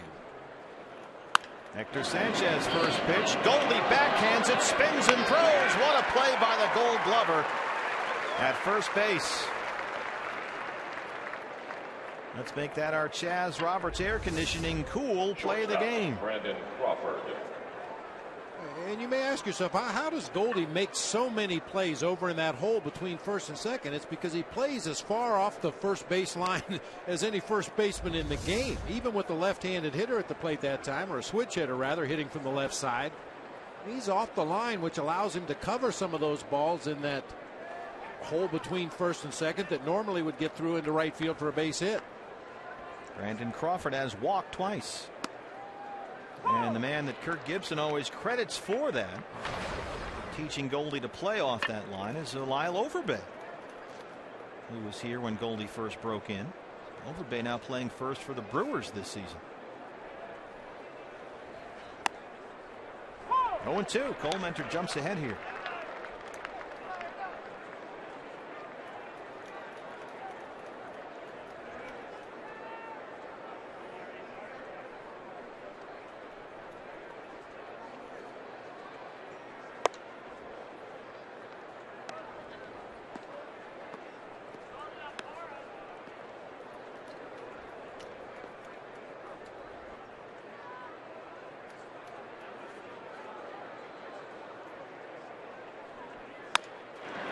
Aaron Hill. How about that, Josh Colmenter? A nice, easy 1, 2, 3, 6. Home half on the way. It's 2-2 at Chase Field.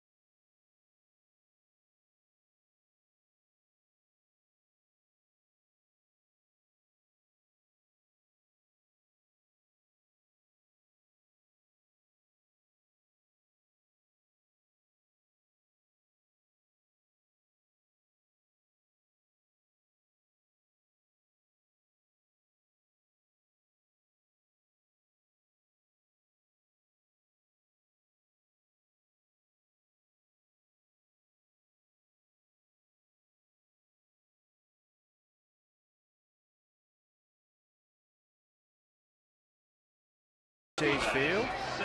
Hey fans, this season Saturday baseball comes to Fox Sports 1. It all starts this week, a doubleheader. The Twins take on the Indians. That's followed by the Giants and the Dodgers. Fox Sports 1, your home for baseball every Saturday. To find Fox Sports 1 on your cable or satellite provider, just go to foxsports1.com.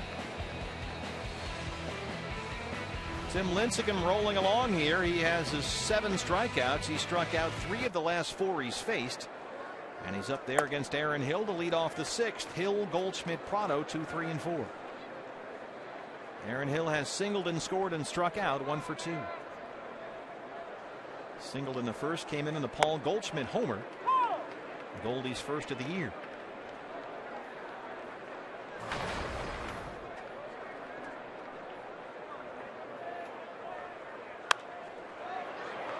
Popped up first base side. Belt gets it a look, but it's just behind the dugout.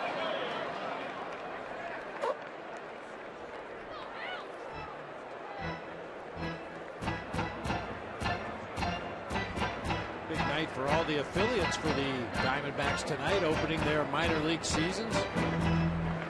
Reno Aces against El Paso, AA Mobile against Mississippi, Single A advanced Visalia versus Stockton, and the South Bend Silverhawks at Bowling Green to open their seasons. Good luck to all those teams, and good luck to the managers and coaches. They're going to have a long summer in the minor leagues. When you're a manager or a coach, that's a full-time job, boys. Phil Nevin, the manager, Mike Parrott, the pitching coach, and Greg Gross, the hitting coach in Reno. Boy, that's a good staff. That's a really good staff, accompanied by trainer Joe Metz, who's probably the busiest guy in the world. To right, base hit for Aaron Hill. He's 2 for 3. Leadoff man aboard in the 6th.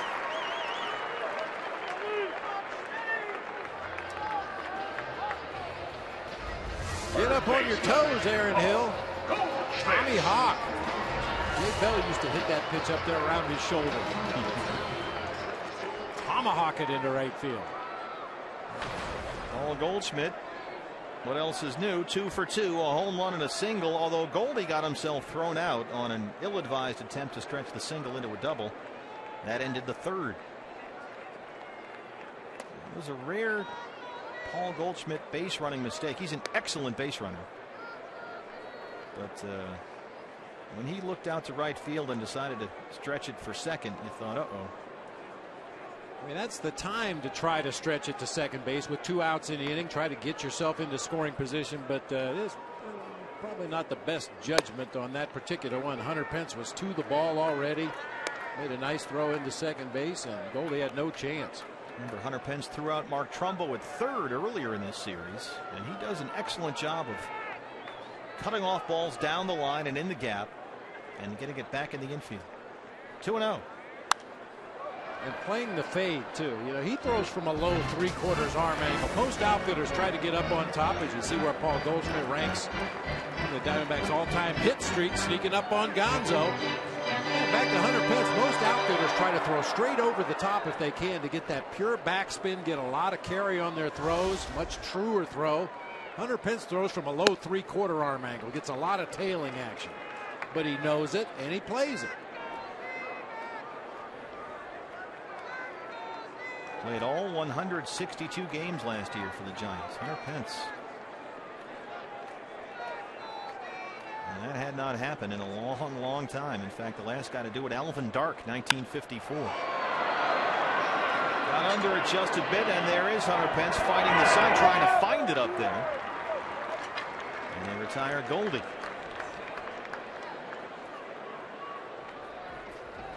Right side, definitely the Sun field now, judging from the shadows and Giants infielders, and Hunter Pence out there in right field. Those guys on that right side are looking right up into the afternoon sun. You see the shadow right behind Hunter Pence out there in right field. You can't even see Blanco in left. He's in the dark. Using his bare hand to shield his eyes, has the sunglasses on, makes a last-second adjustment to get underneath the ball and make the play. That's what he's looking up into here. Aaron Hill is in there with a stolen base. Caught him napping.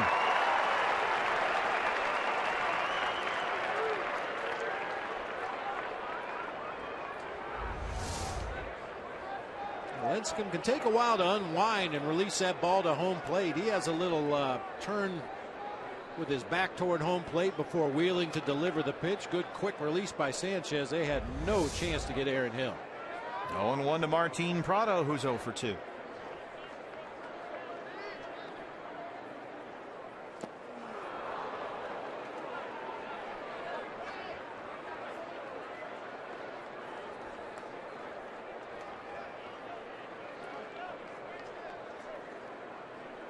Prado off to a 3 for 23 start.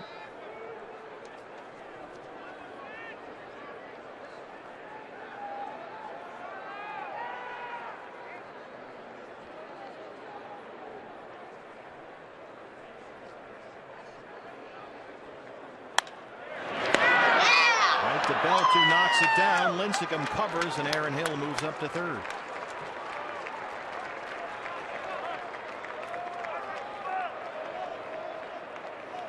She is warming up for the Giants. Saw him earlier in this series. So the go-ahead runs at third base for the Diamondbacks. 2 away. The hitter is Mark Trumbo, who's 1 for 2. He doubled in the first. Big RBI spot.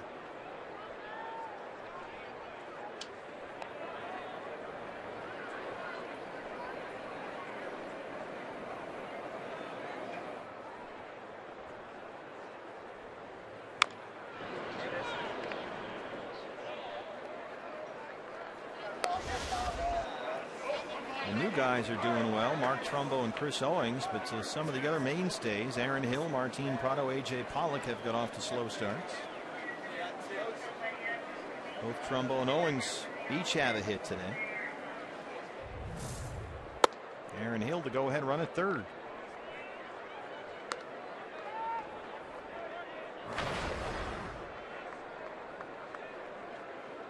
Ideally, everybody's swinging a hot bat when the season starts, but the reality is you have to ham and egg it. A couple guys are going to be hot, a couple guys not so hot. We just hope it all comes together well so that when the hot hitters come to the plate, somebody's in scoring position.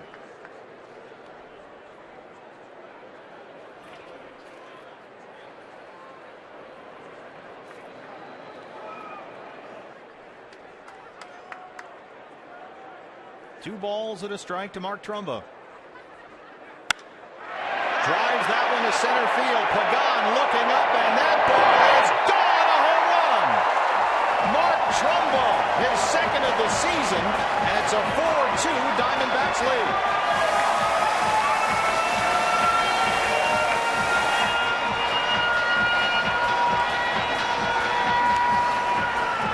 That's why they got him.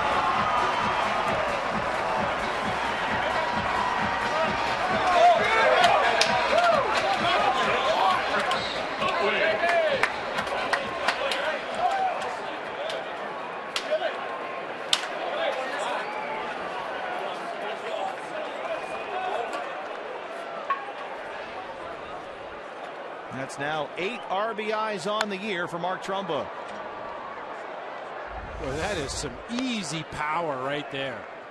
It's a changeup up and out over the plate. Recognizes it well, keeps his hands back, and just flips that ball out of the ballpark. Wow. He can just crush him. Up and down, figure it out, let's go!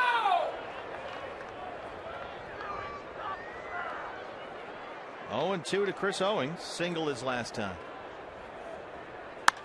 And a right. Well, we just pointed out that Trumbo and Owings were both off to good starts.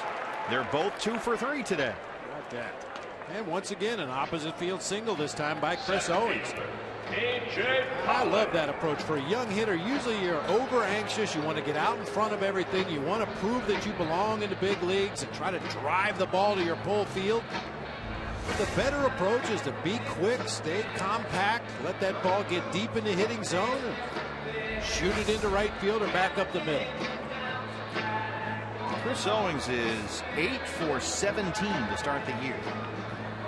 Dave Righetti on the mound. And there they are. are the dynamic duo. Still haven't come up with a nickname. The best one we heard this winter was Galumbo, which is terrible, but still, it's the leader in the clubhouse. It's early yet, though. Yeah, very early. You know, Galumbo, like Peter Falk, they kind of, they put on wrinkled raincoats. They fight crime. They solve mysteries. Well, as soon as the governor decrees what the nickname will be, then we'll all know. That is the official proclamation. Owings takes off the throw from Sanchez. Diamondbacks running wild here on the bases. Aaron Hill, a stolen base, and now Chris Owings. Is that a result of seeing something with Lincecum? I think so.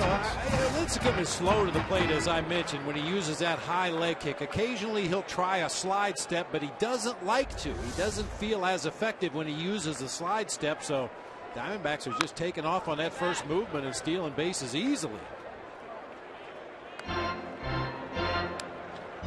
Chris Owings 2 for 2 in stolen base attempts this year. He's a good base runner, good speed.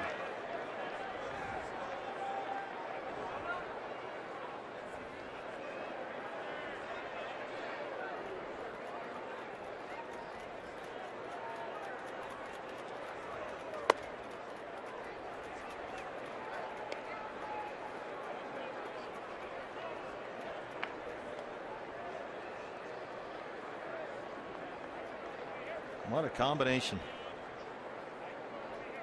Got some serious beef down there. Trumbo 6'4", 235. Right to the Panda. An Aaron Hill single. Mark Trumbo, his second home run as a Diamondback, and through 6, the D-backs lead the Giants 4-2. Mark Trumbo, watch it go.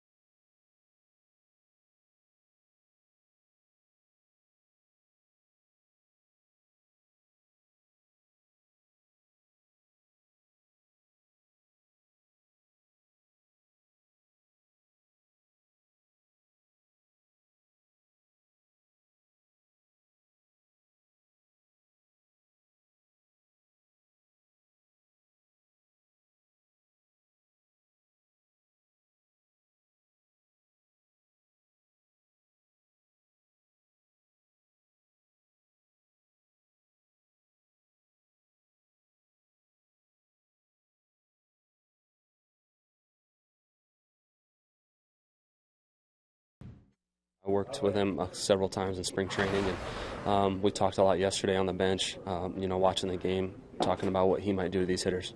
It's a really good time to catch him. He does a lot of different things. He's not your typical right-hander. He throws his game, and he has success with his game. So it's going to be fun, and it's going to be interesting to see what happens. And Tuffy goes with our Geico quote of the game. You could tell this week, this homestand, this start was very special for the former ASU product, making his first opening day roster and getting a chance to catch a guy like Bronson Arroyo. A real special treat for Tuffy. Thank you, Brad. They seem to work pretty well together. And now he's catching Josh Colmenter, who was superb in the 6th, worked a 1-2-3 inning, and is back out here for the 7th. Adrianza. The pitcher spot is due up next. That would be Lincecum, but Brandon Hicks is in the on-deck circle. So it's 8-9-1 here in the San Francisco 7th. That one got Tuffy a bit.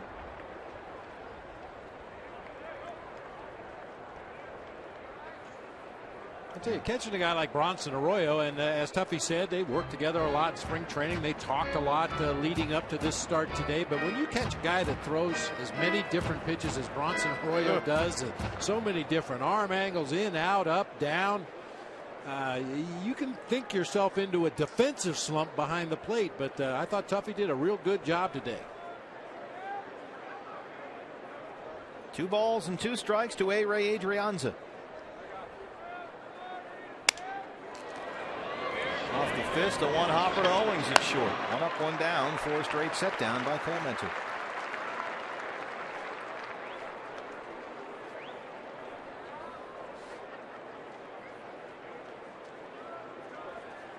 We saw Brandon Hicks last night. He came in a pinch hit in the 9th and drew a walk against Ryan Roland Smith. Pinch hitting. And now he's up there hitting for Tim Lincecum. 14, Brandon Hicks.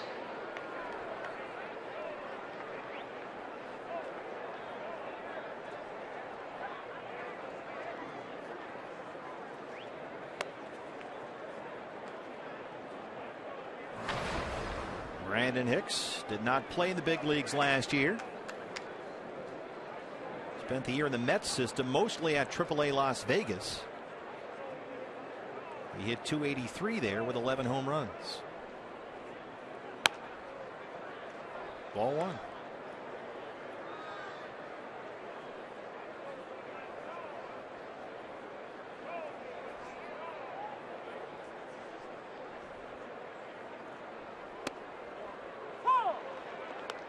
Josh Colemente is off to an outstanding start this year. Josh worked 9 Cactus League games, nearly 13 innings, and had an ERA of 0.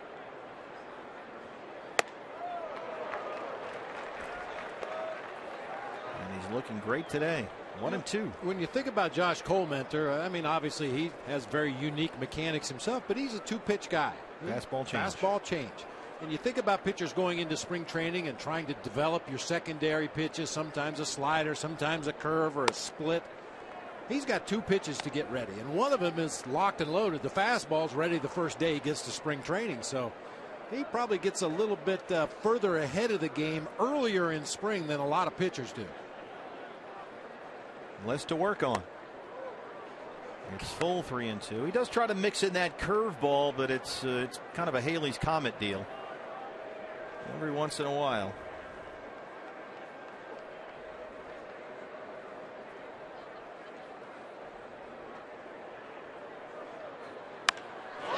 That one is well hit to left, high and deep. Will it stay fair? It is gone.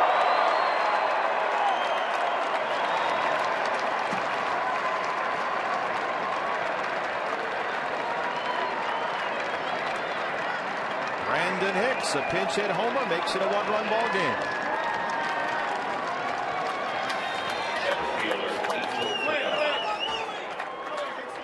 Tried to come inside with a fastball, didn't get it in far enough. Belt high, inner third of the plate. Brandon Hicks really put a charge on that ball. Up into the second deck out there, right down the left field line. Angel Pagan 2 for 3, doubled his last time. Strike 1.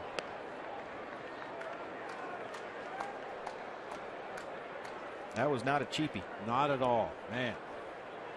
A pitch either needed to be a little farther inside or a little higher, one or the other, but that was right there on a tee on that inside part of the plate. Rolled over to second. Aaron Hill is there.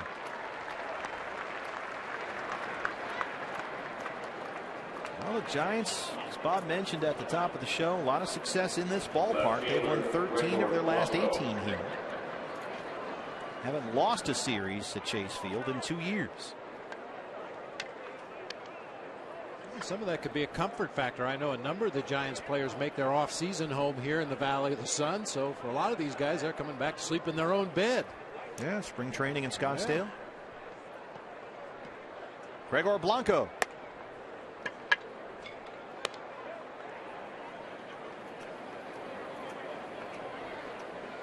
And trouble looms in the shadows on deck and Brandon Belt. There's a left-hander warming in the bullpen. Looks like Ryan Roland Smith, who we saw last night, pitches first or make his first big league appearance since 2010. The hyphenator. 3-0.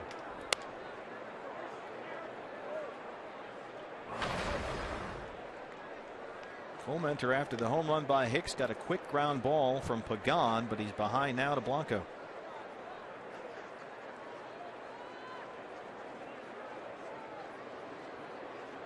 And you don't want to put anyone on base ahead of Brandon Belt.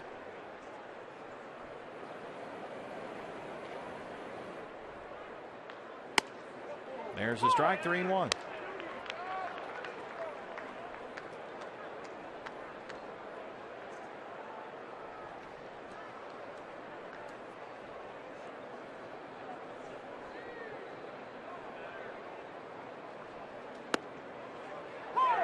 It's full.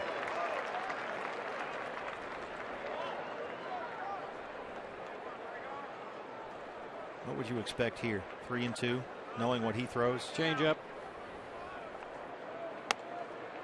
Just missed upstairs. And here comes trouble.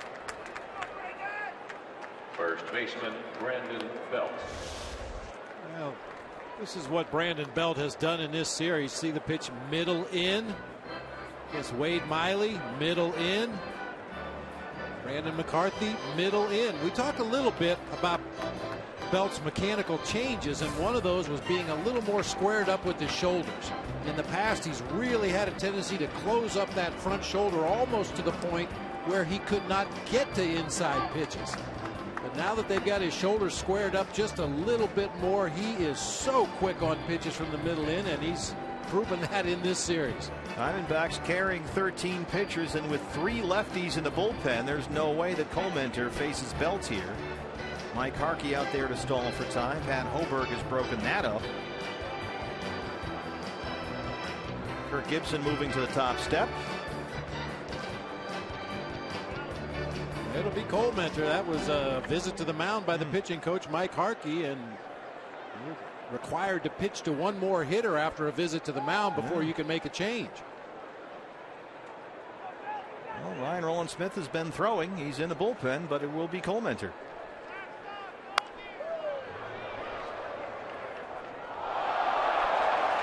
Well, this could be an indication of the confidence that Mike Harkey and Kirk Gibson have in Josh Comenter. Certainly more experience, trusting his command that he'll keep the ball out of that middle in zone that Brandon Belt has just been beaten on in this series. And you see the career numbers too. Belt 1 for 3 today, the solo homer in the first.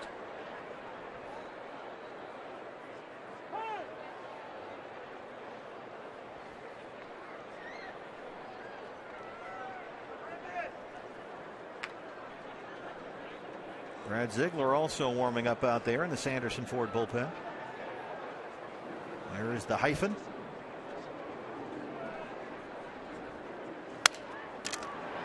Little roller to second. Aaron Hill, Comenter wiggles off the hook.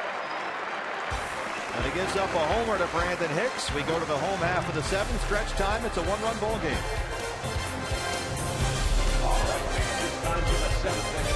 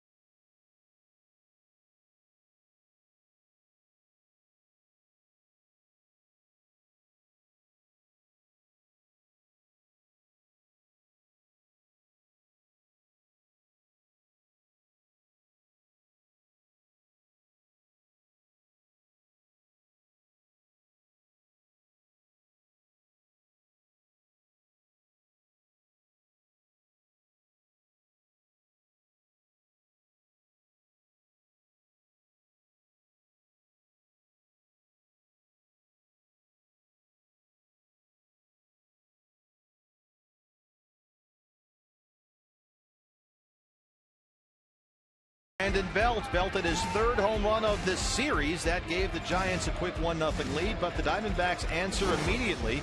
Bottom 1, Paul Goldschmidt against Tim Lincecum. Yes, again. Goldie's first of the year. Made it a 2-1 ball game, and Poseidon out there in the pool liked it. And then, with the game tied up 2-2, Mark Trumbo in the 6th. On the mark, his 2nd as a Diamondback. That made it 4-2. They get one back on the Hicks homer, and it's a 4-3 ball game. This is your Subway in-game box score. Hill 2 for 3, Goldie 2 for 3, Trumbo and Owings 2 hits apiece as well. We're watching Paul Goldschmidt, Mark Trumbo hit those home runs just to the right of straightaway center field. 99% of all baseball players are never going to know what that feels like to have that kind of power to the big part of the ballpark. Most guys have to pull the ball or hit it right down the lines to get it out of the ballpark, but those guys just flip it out. New pitcher for the Giants, the left-hander David Huff, 29 years old. Had an excellent spring. Worked 9 innings, gave up 1 run. Tuffy goes away, pulls it foul down the line.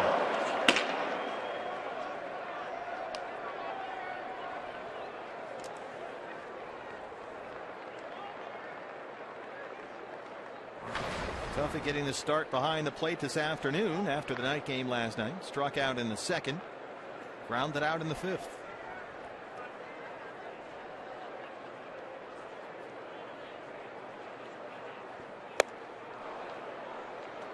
Huff jumps ahead 1-2.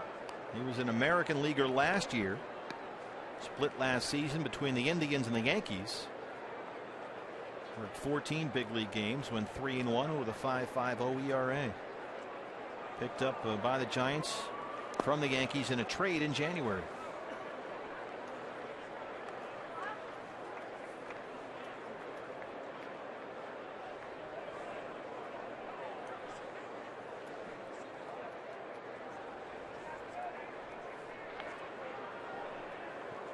Two balls, 2 strikes to Tuffy Gozawish, who leads off the 7th. It's full.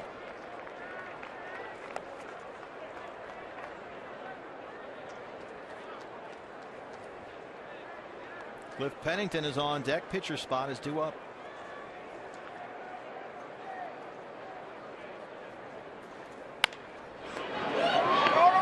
Hop to short, Brandon Crawford. One down.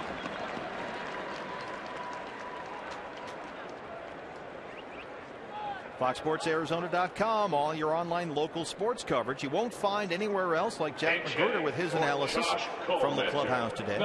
Craig Morgan explains how the Coyotes have no margin for error as they prepare for their final 5 games. And hitting at Chase Field, as we just saw, opening up more opportunities for Mark Trumbo. Good piece on there right now about Trumbo hitting the ball to right field at Chase. All that and more, FoxSportsArizona.com. Huff lost his balance there, his footing.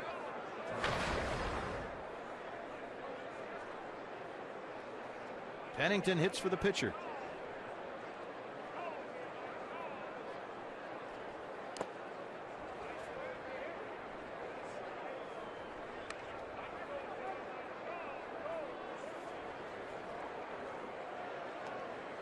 Cliff got the start last night at shortstop.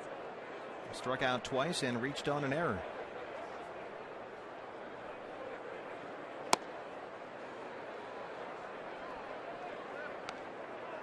Will Harris, who apparently is going to get the 8th inning role.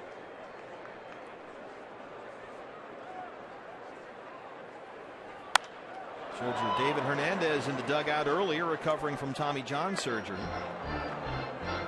And that left a big void in the Diamondback bullpen. Who would be the 8th inning pitcher? Well, Will Harris worked the 8th on Tuesday night here. And a walk and 2 strikeouts.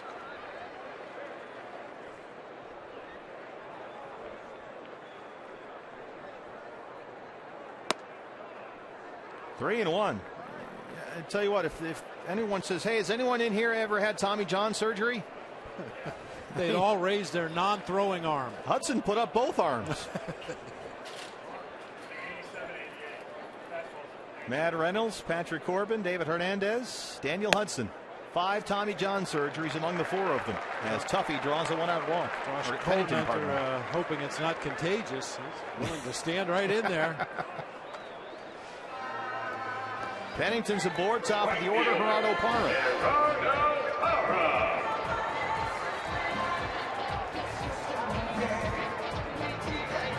Parra 0 for 3, struck out looking his last time up on a pitch that he did not think was a strike, that Pat Hoberg did.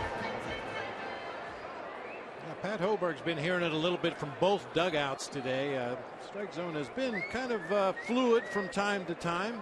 Some high pitches have been called strikes. Some pitches down around the bottom of the kneecaps, maybe a little lower, have been called strikes. Tough with a pickoff move to first base.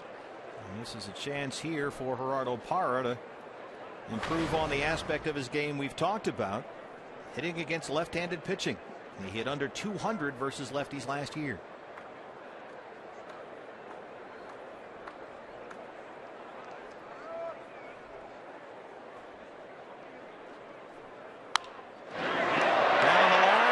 Just fouled. Jumped on that one. Well, that's something you don't see very often. A left-handed, especially a left-handed reliever, throwing straight change-ups to a left-handed hitter. And this is why. That change-up, because of the fading action on it, ends up on the inside part of the plate, sometimes down in the zone, which is generally a happy zone for a left-handed hitter. And Parra just missed extra bases on that change-up.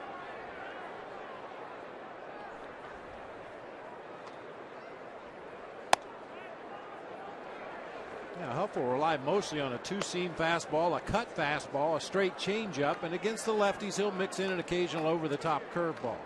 I see right there a 100-point drop in batting average for Parra, righties versus lefties, and the slugging percentage is about a 150-point drop.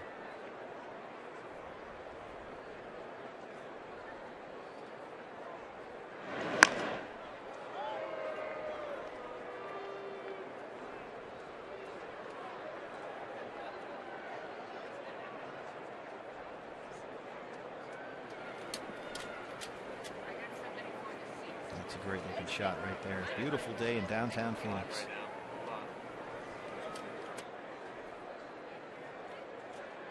A ball and a strike to Parra.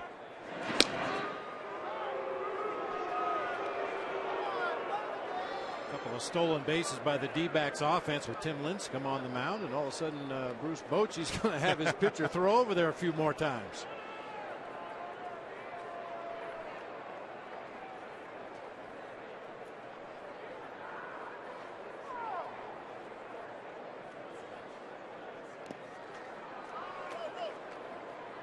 Stopped by Sanchez. I'll tell you, it's been almost 600 at bats since a D-backs left-handed hitter took a left-handed pitcher deep. Jaime Garcia for St. Louis last year in April. Miguel Montero took him deep to right field. That was the first series of the season. That's odd. I mean, I know you don't see as many left-handed pitchers, but it just seems like it's such an overmatch compared to righties facing righties. Any idea why that is? Less frequent? I think that, I've heard that explanation from left-handed hitters. Number one, you don't see a lot of left-handed batting practice to begin with. Some teams carry a righty and a lefty to throw batting practice. Other teams just have right-handed throwers, and that's what you see every day. And then all of a sudden you go out there at 7 o'clock and the guy on the mound's throwing with the other arm, and it's a whole different story for a left-handed hitter. I think it's just the frequency with which you see right-handed pitching. You become a lot more comfortable, and whether you're a righty or a lefty, but the left-handed hitters just never seem real comfortable against left-handed pitching. And we've talked about that earlier in this series. When you see a left-handed starter out there, the left-hand hitters often drop down in the batting order. Or drop all the way over to the bench. 3 balls and 2 strikes. Cliff Pennington, the runner at first. There he goes. Parra right to Betts. The force on Pennington. Crawford will throw over it. But Huff can't get to the bag in time.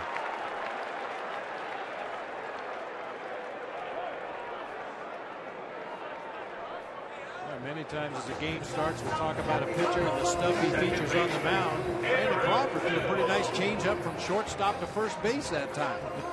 David Huff a little slow getting off the mound and getting over there. Got the bat stuck on his hand, couldn't get it off. The pine tar. It's a little thicker than he wanted. Huff was slow getting over there. Brandon Crawford just tried to float a changeup over there and lead him to the bag. 3-6 on the putout. Field of choice for Parra. Pitching change. We'll be back after this.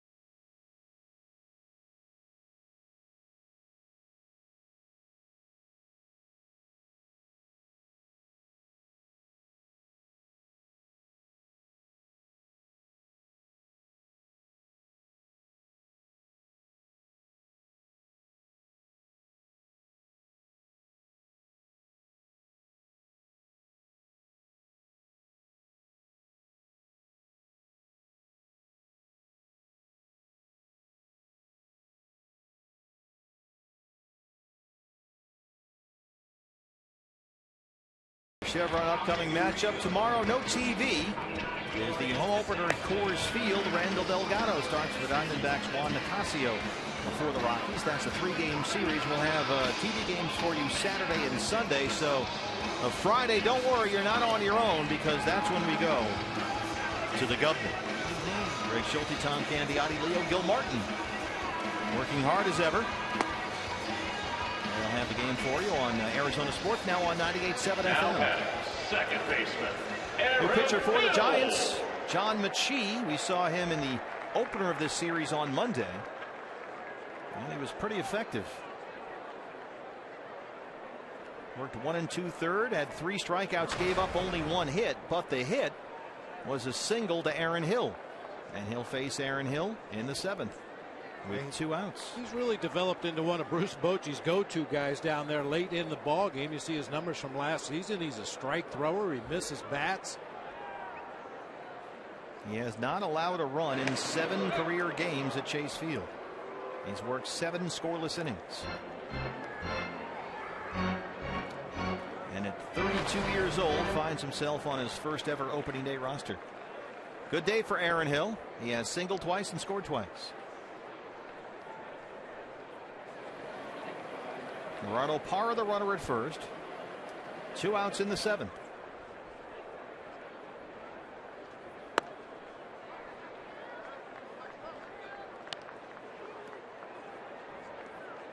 John Mechie.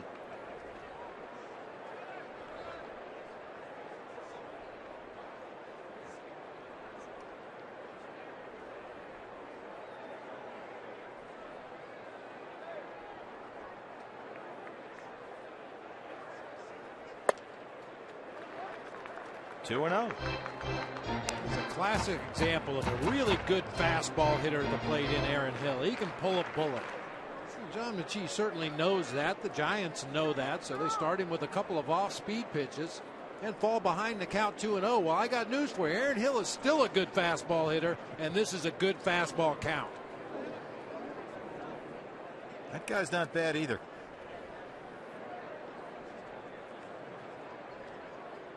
I mean, that's a good approach if you throw one of those first 2 pitches for a strike, but when you miss with both of those off-speed pitches, oh, and he comes back with a nasty sinking 92-mile-an-hour fastball. That was a nasty pitch there. A lot of movement. That's the kind of pitch I'd have to ask the umpire to check the ball. That's not natural.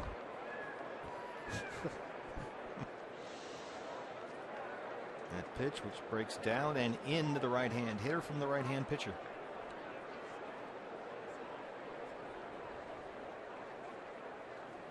Well hit to left, and that one gets down into the wall. Glenn Sherlock is waving in para, and he will score. Aaron Hill's third hit today, and the Diamondbacks take a 5-3 lead.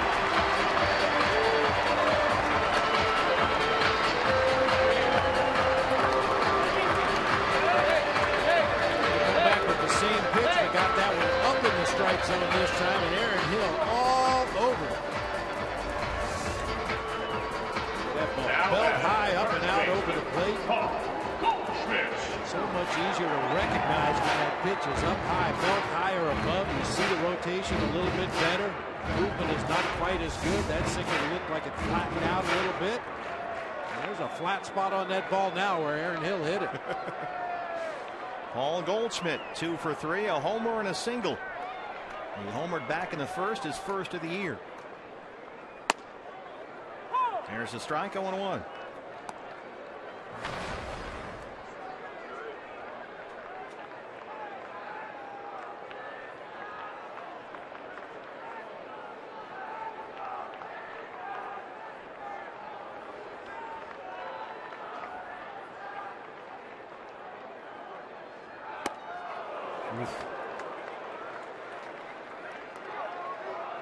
Kid school to see Goldie.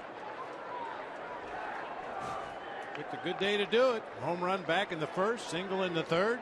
About to do some damage right here, even though he's 0-2.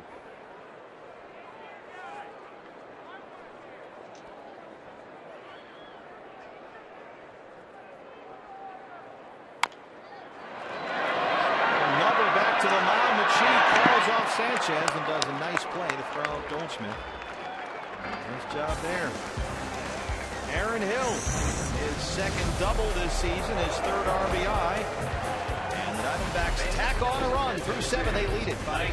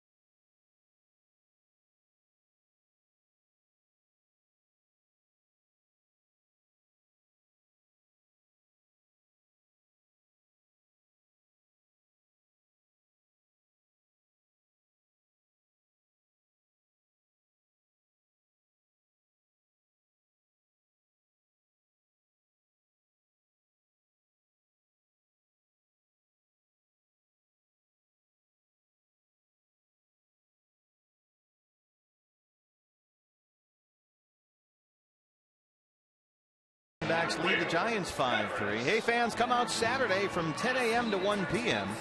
to the brand new Cox Solution Store in Chandler for free food, fun, giveaways, and prizes. And you can meet Brandon Webb and the Fox Sports Arizona girls. Plus, you can enter for a chance to win 2 tickets and seats on the Fan Express bus for the D-backs Dodgers game on April 12th.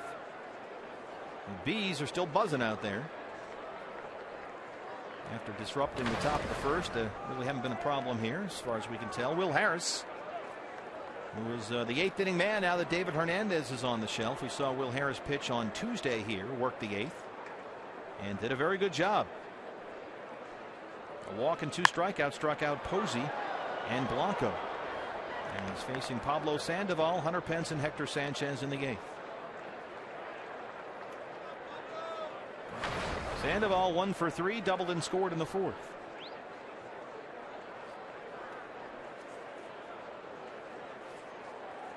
We're going to have a brief timeout, something on the warning track in straightaway center field, which is obviously in the line of sight for the hitters. Any distractions. He does a little housekeeping, just sticks it in his back pocket. First he's fighting off bees out there, now he's cleaning up.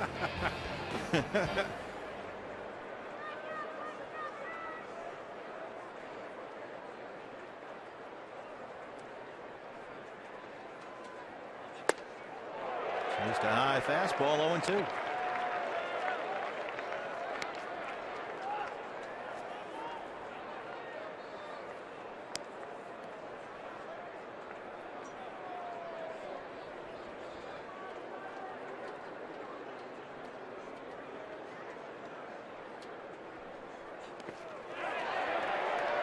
Yes, he went. Tuffy Gozawish applies the tag. There's the strikeout. Hey, fans, don't forget, now is the time. Tweet us your photo, your fan photo, using the hashtag DBacksFanPhoto for a chance to have your picture shown on an upcoming game broadcast on Fox Sports Arizona. Use the hashtag DBacksFanPhoto, and your fan photo might appear on TV here. It's brought to you by AT&T.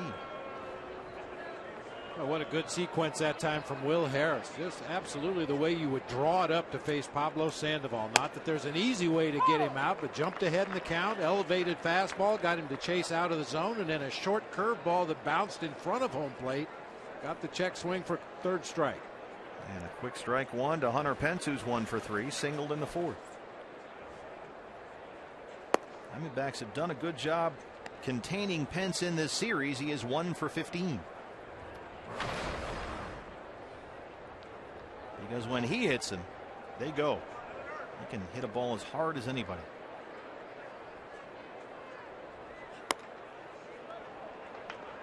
You know this, partner. Scouts have a term for certain players. He's got a high motor.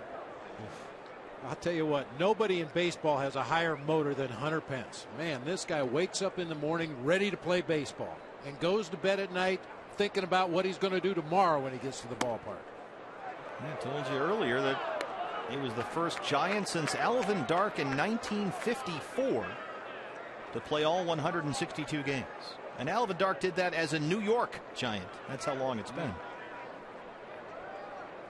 3-1. Scatters him in front of the Giant dugout. Boy, and then certainly there's a value to that. I mean, Hunter Pence does a lot of things well on the field, obviously. But, you know, one of his main attributes is that energy, that high motor. You know, every day when you get to the ballpark, you better plug it in, because if he's in the locker next to you, he's going to be ready to get after it. Just misses there, and it's ball 4, the 1-out walk. That looked like a pretty good pitch right there. Hobart strike zone has been a little fluid this afternoon from time to time. That cutter is right on the outside corner. Perfect pitch. That's what Will is thinking. So now the tying runs at the plate. It's Hector Sanchez. Got an RBI sac fly in the fourth.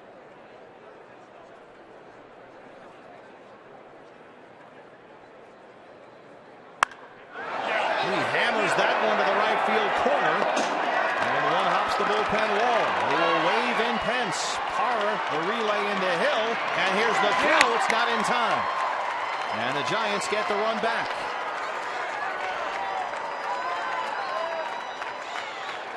Brandon McCarthy was bristling about a non-called strike 3 earlier in this series, and now Will Harris can make the same case.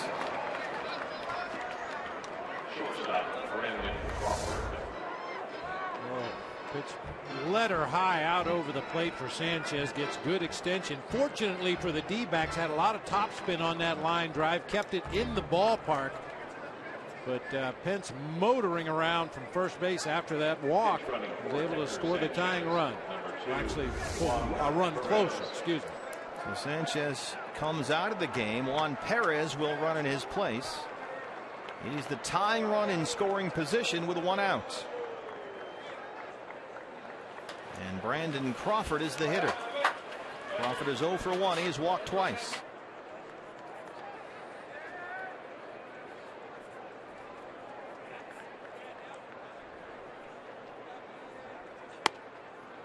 There's a strike.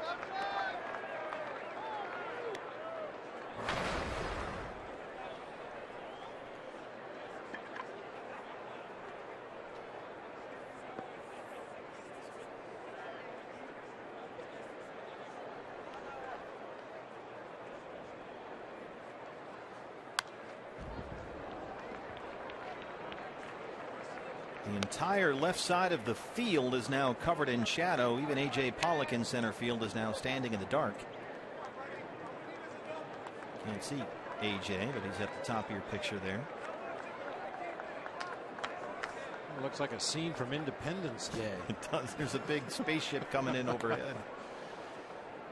Still a bright sun for Parra in right, the 0-2.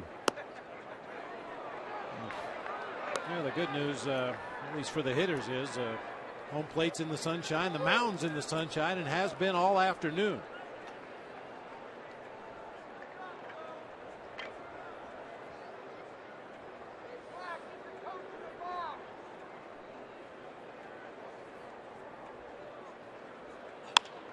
Oh, work. Off the fist, very shallow center. A.J. Pollock is there. Big out for Will Harris, 2 down.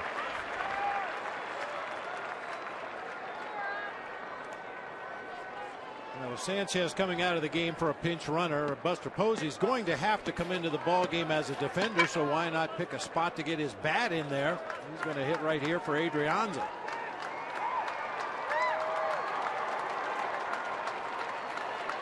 Pinch hitting for A-Ray Adrianza, number 28, Buster Posey. Posey last night was 2 for 4, a pair of singles. Mike Harkey to the mound. Of course, he had that big home run in the 9th inning against Addison Reed in the series opener Monday. Oh, his infield.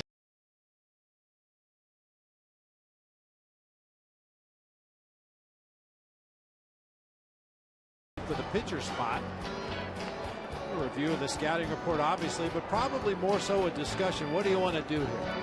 We'll go after Buster Posey. If we fall behind, we'll go ahead and walk him with first base open. If we jump ahead, we're going to try to expand the strike zone, get him to chase something. If we lose him, then we'll go after Michael Morse, who's much more of a free swinger, has bigger holes in his swing than Buster Posey. Yeah, Buster Posey certainly a much tougher out than Michael Morse. Juan Perez, the pinch runner at second base. He's the tying run with 2 outs. First base open. We see how they work to Posey.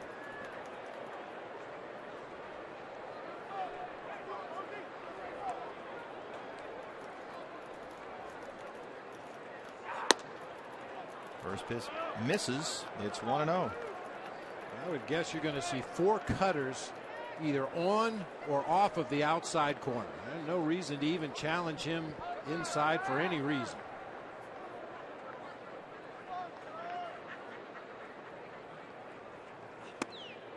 There's another one, 2-0. The problem with a guy like Posey is he has such a good eye for the strike zone. He knows the situation. He knows what he would do as a catcher in this situation. And now in the 2-0 count, they're not going to waste any more time. Go ahead and put him on. To the chagrin of some of the Giants fans here at the ballpark today. And they'll take their chances with big Michael Morse.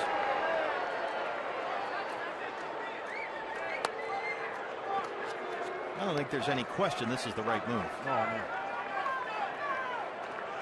Second walk in the inning by Harris. That's intentional. And here comes Morse. Number 38, Michael Morse.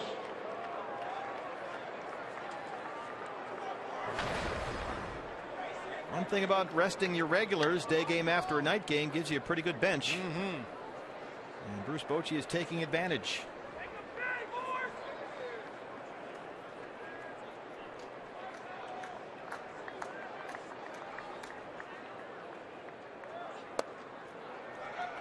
Ball one.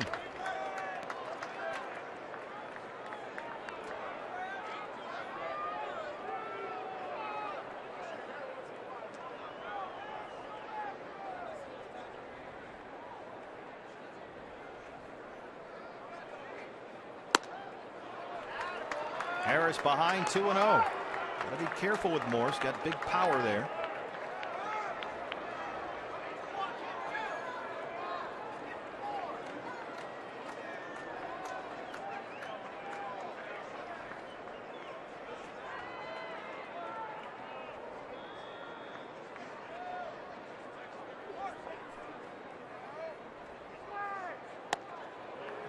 What a nice pitch. 2-0.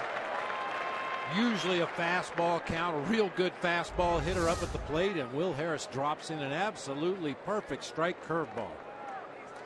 That'll make you start thinking as a hitter. Oh, jeez.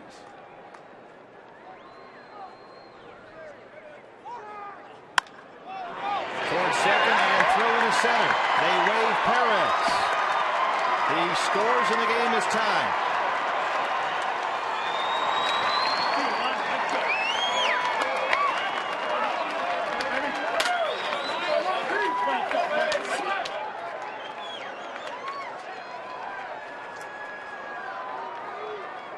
Will Harris tried to come right back with that same curveball. That time Morse with a defensive swing just fights it off back up the middle of the field. But with Chris Owings cheating over toward the hole between third and short, there was a big gap up the middle of the field, and Morse took advantage.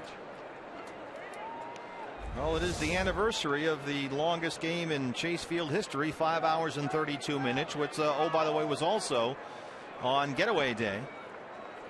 That was against the Cardinals. It's a day game, Bob, so we got lots of time. Angel Pagan in the pool.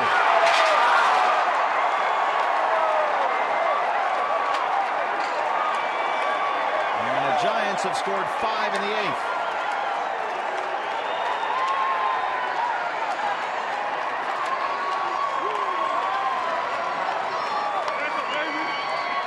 That's Pagan's 3rd hit today.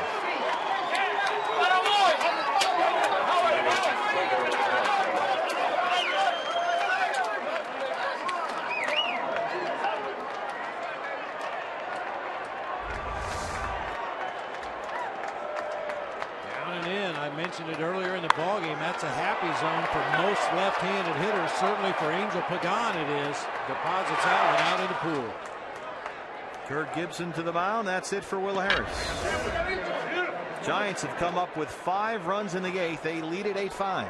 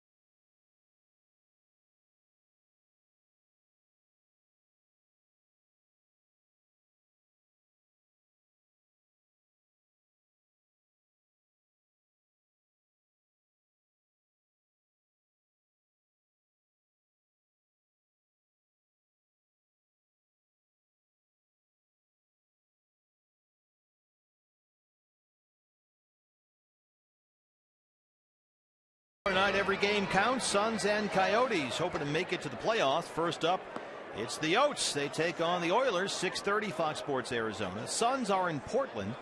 They play the Trail Blazers, 6:30 on Fox Sports Arizona Plus. On the screen, you can see Cox DirecTV dish listings. To get the complete list of Plus channel listings, just go to foxsportsarizona.com. New pitcher for the D-backs. We saw him last night for the first time in the big league since 2010, the hyphenator. The left-hander from New South Wales, Australia, Ryan Rowland-Smith. And once again, back-to-back left-handed hitters, followed by the switch-hitting Pablo Sandoval. So this is when you go to your lefty. Blanco walked his last time up.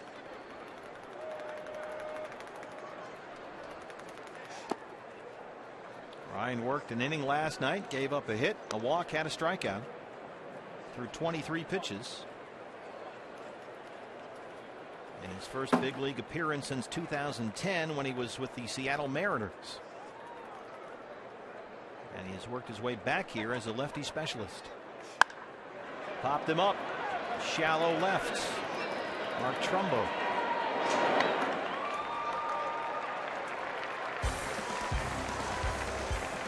Five-run Giants eighth has changed things a bit here. CenturyLink, your link for what's next. Coming up, though, Mark Trumbo, who homered his last time up.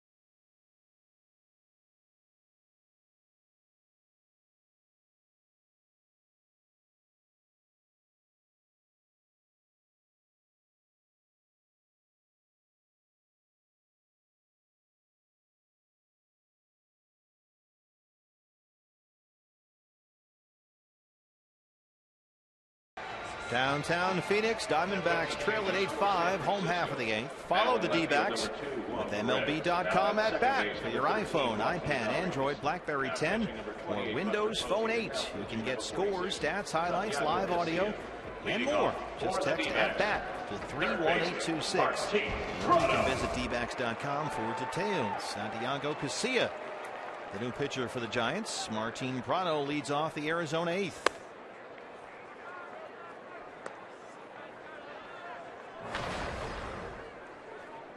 Saw Casilla in the second game of this series. He worked one inning, had a strikeout.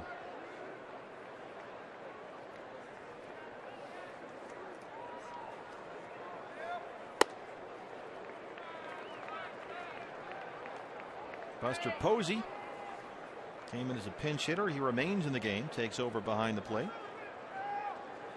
Joaquin Arias is the new second baseman, and Juan Perez, who was the pinch runner for Hector Sanchez, moves out to play left field.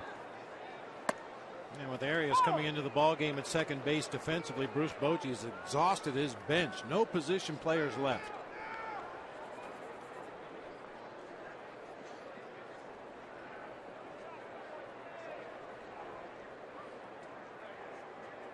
Prado 3 for 24 to start the year. Sandoval. No way.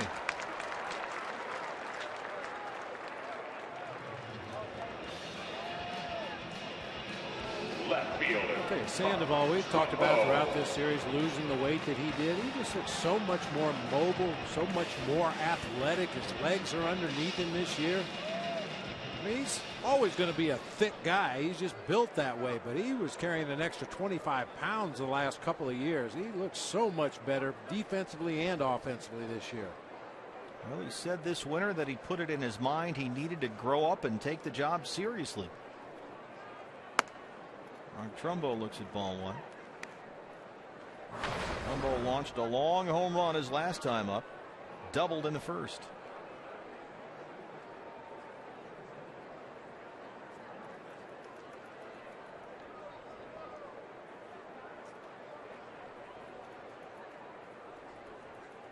You were talking about, Bob, how Bruce Bochy has exhausted his bench. Sandoval's weight loss plays into that, because he would often have to come out of games last year when he was heavy. He was replaced last season 41 times in 137 starts, which was more than twice as much compared to 2009, which was his rookie year. And those little nagging injuries that every player gets over the course of the season. You can see light on his feet as the ball got into the hitting zone, and both feet coming back down to the ground, ready to react whichever direction he needed to. Yeah, but those little nagging injuries, you foul a ball off your foot, you get hit by a pitch, or whatever the case may be, and those injuries tend to hang on a little bit longer when you're carrying that extra weight and pounding on that injury. Mark Trumbo had already tossed his bat back toward the dugout before Pat Hoberg signaled strike. Up there at the top of the zone.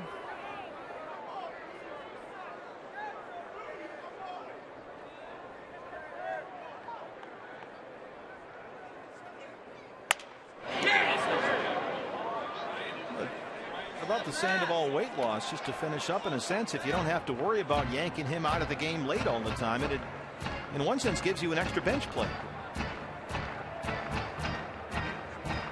or at least more flexibility, certainly. They may not have that situation at third base this year, but it looks like they're going to have it in left field with Michael Morse. Every time the Giants have had a lead late and Morse has been the starting left fielder, they make that change usually after his third at bat. If they have a lead in the game, bring in a defender to play left field. Well, Mark Trumbo would like to have a discussion with Pat Hoberg about that at bat.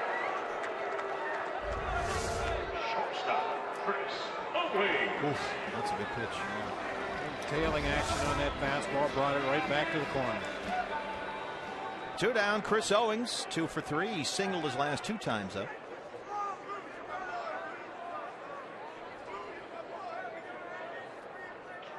He's got 8 hits in his first 17 at bats this season.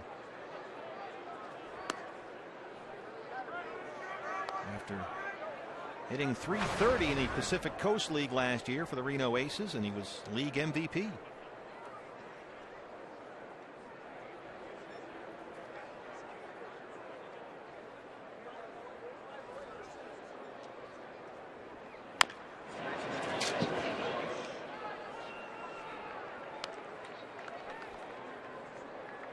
I don't know how Bruce Bochy feels about this, but I never really liked to bring in my starting catcher if I was trying to give him a day off. Now, as it worked out, Boch used his bench perfectly. The guys that he brought into the game did what he wanted them to do, but now you're forced to bring Buster Posey into the game behind the plate. Hasn't really had the chance to go through his normal pregame prep. I'm sure as he realized he was going to be in this game, he possibly went up the tunnel to the batting cage, did some stretching, probably did a little bit of throwing, got his legs loose, but it's not quite the same. When you're used to starting those ball games, you've got a very definitive plan of how you're going to get ready for the game. When you come off that bench, sometimes it's, hey, get your gear on, you're catching next inning.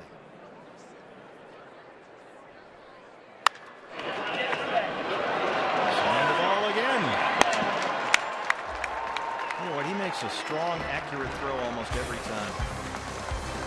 So a busy inning there for the Panda at third as we go to the 9th here. And the Diamondbacks trail the Giants 8-5.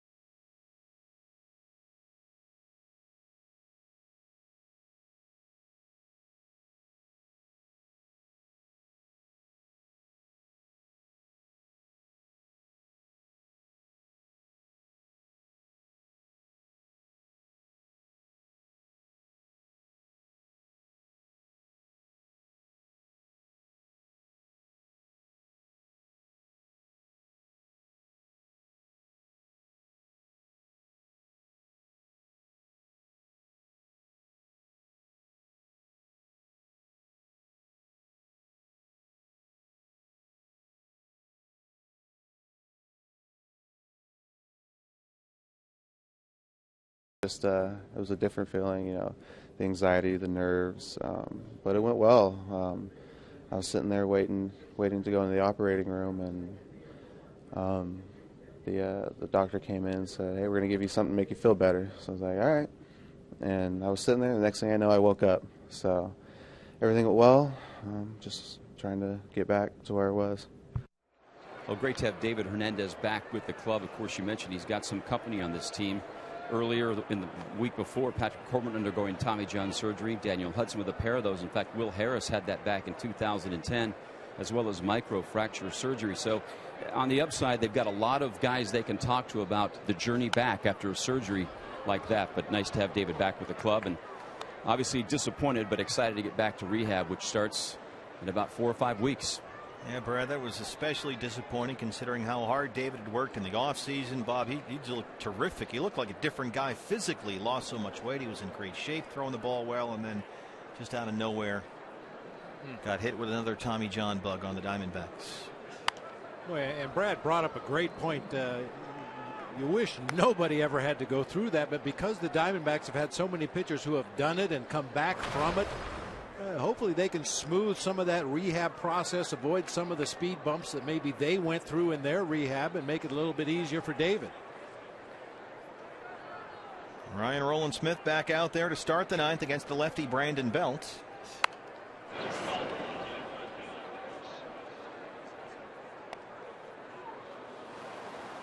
Brad Ziegler warming. You've got a switch hitter up next in Pablo Sandoval, then the right hand hitting Hunter Pence.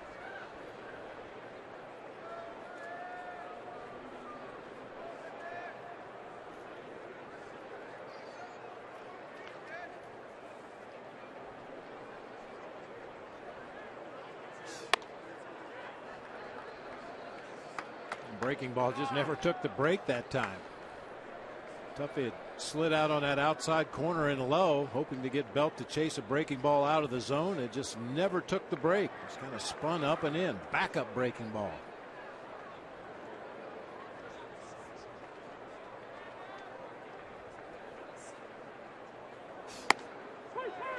Called strike three.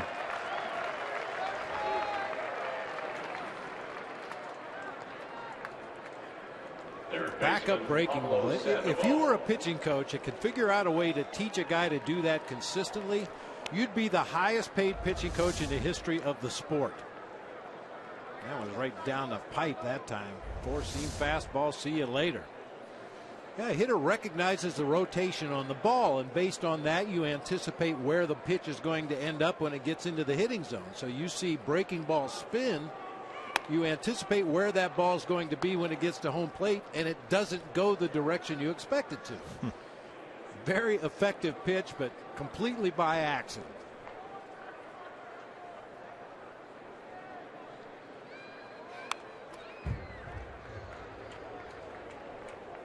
Ryan Rowland-Smith, the impressive numbers pitching for AAA Pawtucket in the Red Sox system last year. Panda doubled and scored back in the fourth as he works his way back into the big leagues. He was a starter for most of his career. 20 starts in 2010 with the Mariners, went 1-10. His ERA was over 7. And then he kind of wandered the wilderness for a while. Eventually landed after stints with the Astros and the Cubs in the Red Sox system, and had a very good year in AAA last year before he needed an appendectomy that finished off his season.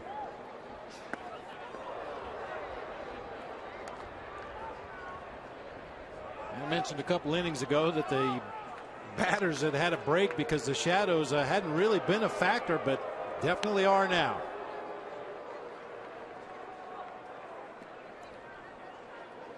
Funny, the right hand box is in shadow, the left hand box is in the sun.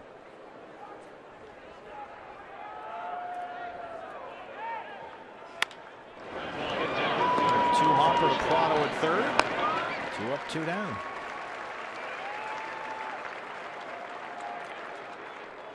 Right fielder Hunter Pence. Hunter Pence coming up. Kirk Gibson to the mound. Good job by Ryan Rowland-Smith, who got his 2 hitters. And now Brad Ziegler will come in to try and finish off the ninth.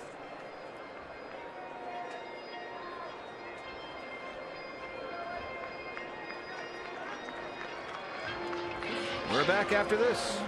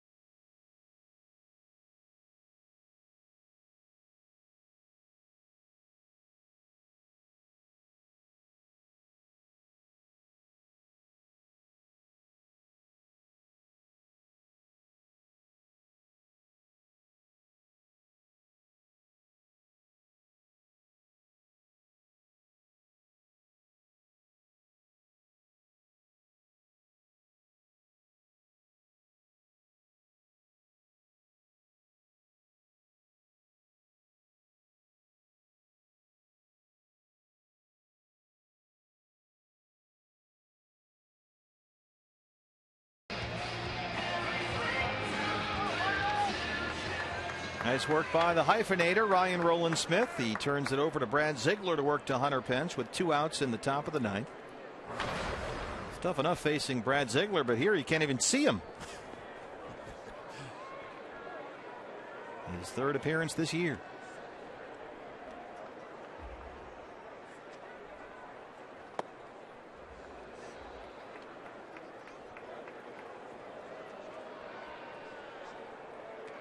It'll be Hunter Pence bobblehead day when we're in San Francisco next week.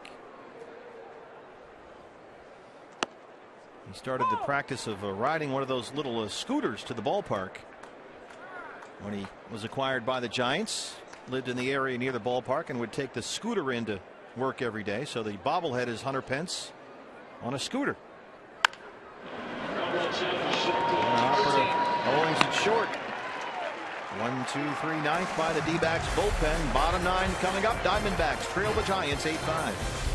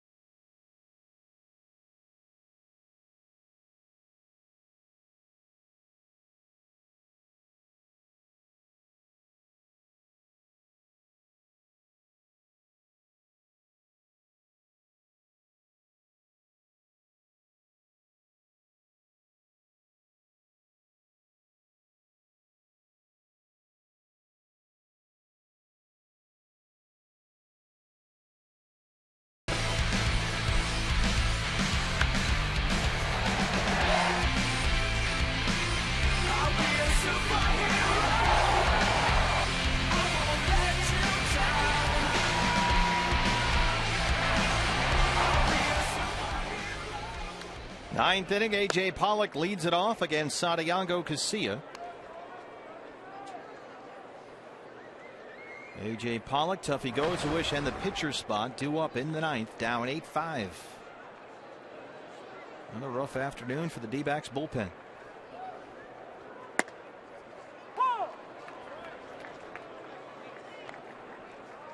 Get somebody on there and see what happens. That's the only attitude you can have, trailing by 3 in the bottom of the ninth. Just hope to get that leadoff man on base, put some pressure on the defense, roll around to that top of the order, make something happen.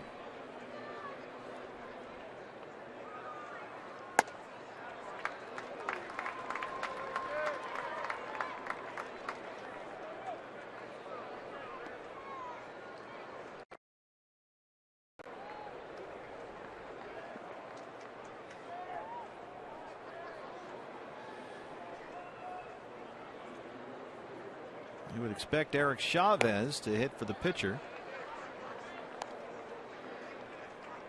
And indeed, Chavez has a helmet on and bat in hand in the dugout.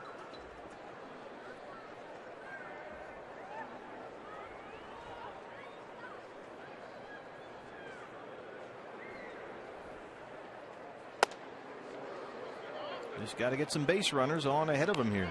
Yeah, and you mentioned Eric Chavez with a helmet on in the dugout. Miguel Montero also available, and certainly Bruce Bochy's aware of that. He's got his left-hander Javier Lopez throwing in the bullpen right now.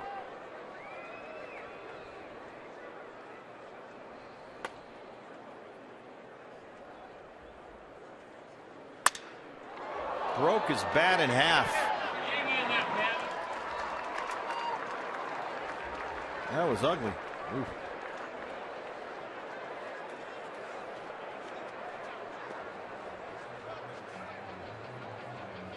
The off the handle end was actually sticking in the ground in the dirt. I'm not sure if that was by accident or if AJ in frustration just spiked it down into the baseline right there. But there it is. You can see clearly how that bat split lengthwise. Oof. Just above his hands all the way out past the barrel. Now if he goes away, show for 3.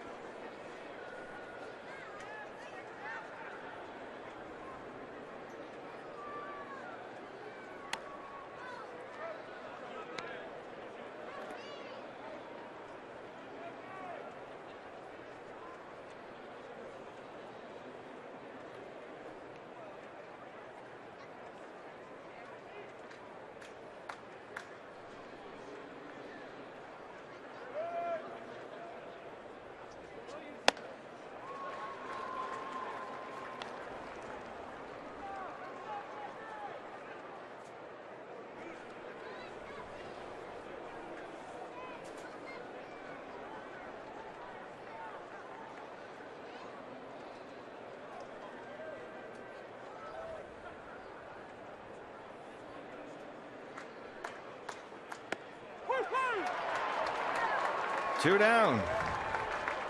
Second strikeout for Casilla, both looking.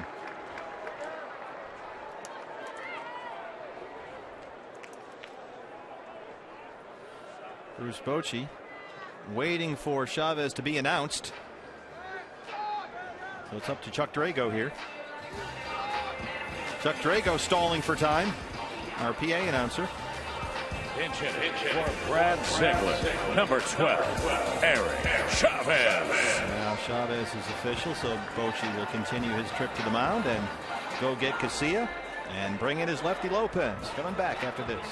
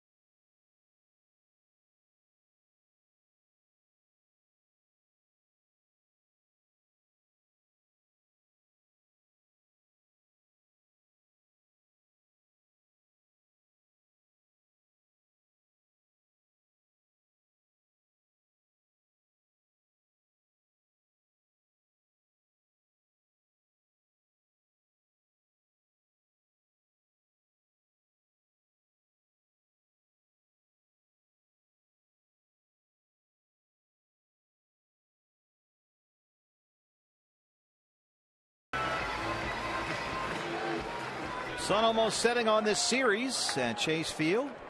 Finale of a 4-game set. Diamondbacks down to their final out.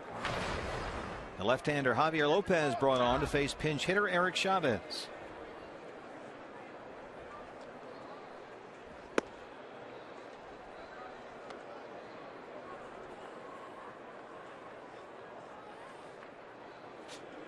Parra on deck if Chavez should reach.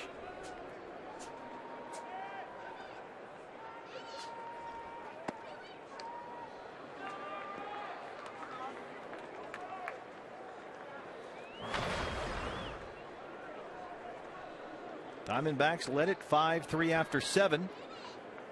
Giants answered with a 5-run 8th.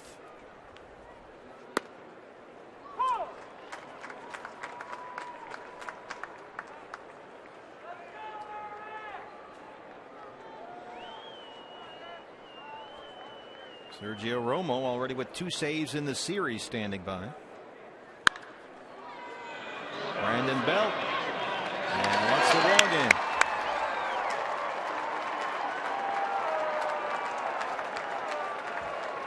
Diamondbacks dropped 3 of 4 in a series they could have easily have won 3 of 4. They led the opener on Monday 7-3 after 6, lost that ball game 9-8. They led here today 5-3, and they lose it 8-5. Yeah, not exactly the way you hope to start your home part of the schedule, but a lot of baseball left to play. The bullpen needs to tighten it up just a little bit. I got to tell you, I'm impressed with the way the offense has swung the bats. The way the Cactus League ended, it looked like they were sputtering a little bit, but a number of guys have gotten it going here in the early going. Just got to find a way to keep the other team off the board late. Yeah, the starting pitching has been very solid, with the exception of last night when Tim Hudson was outstanding. The offense has been there, but late innings, the relief corps has had some hiccups, and now the Diamondbacks drop to 1-5 as the Giants come to Chase Field and take 3 games of this 4-game set. Diamondbacks will get on a plane in just about an hour or so, and then it's off to Colorado for 3 against the Rockies this weekend. We'll have the games Saturday and Sunday for you on Fox Sports Arizona. Post-game time now. Let's go out to Jody Jackson. All right, thanks a lot, Steve. We'll have all your post-game coverage in just a bit, but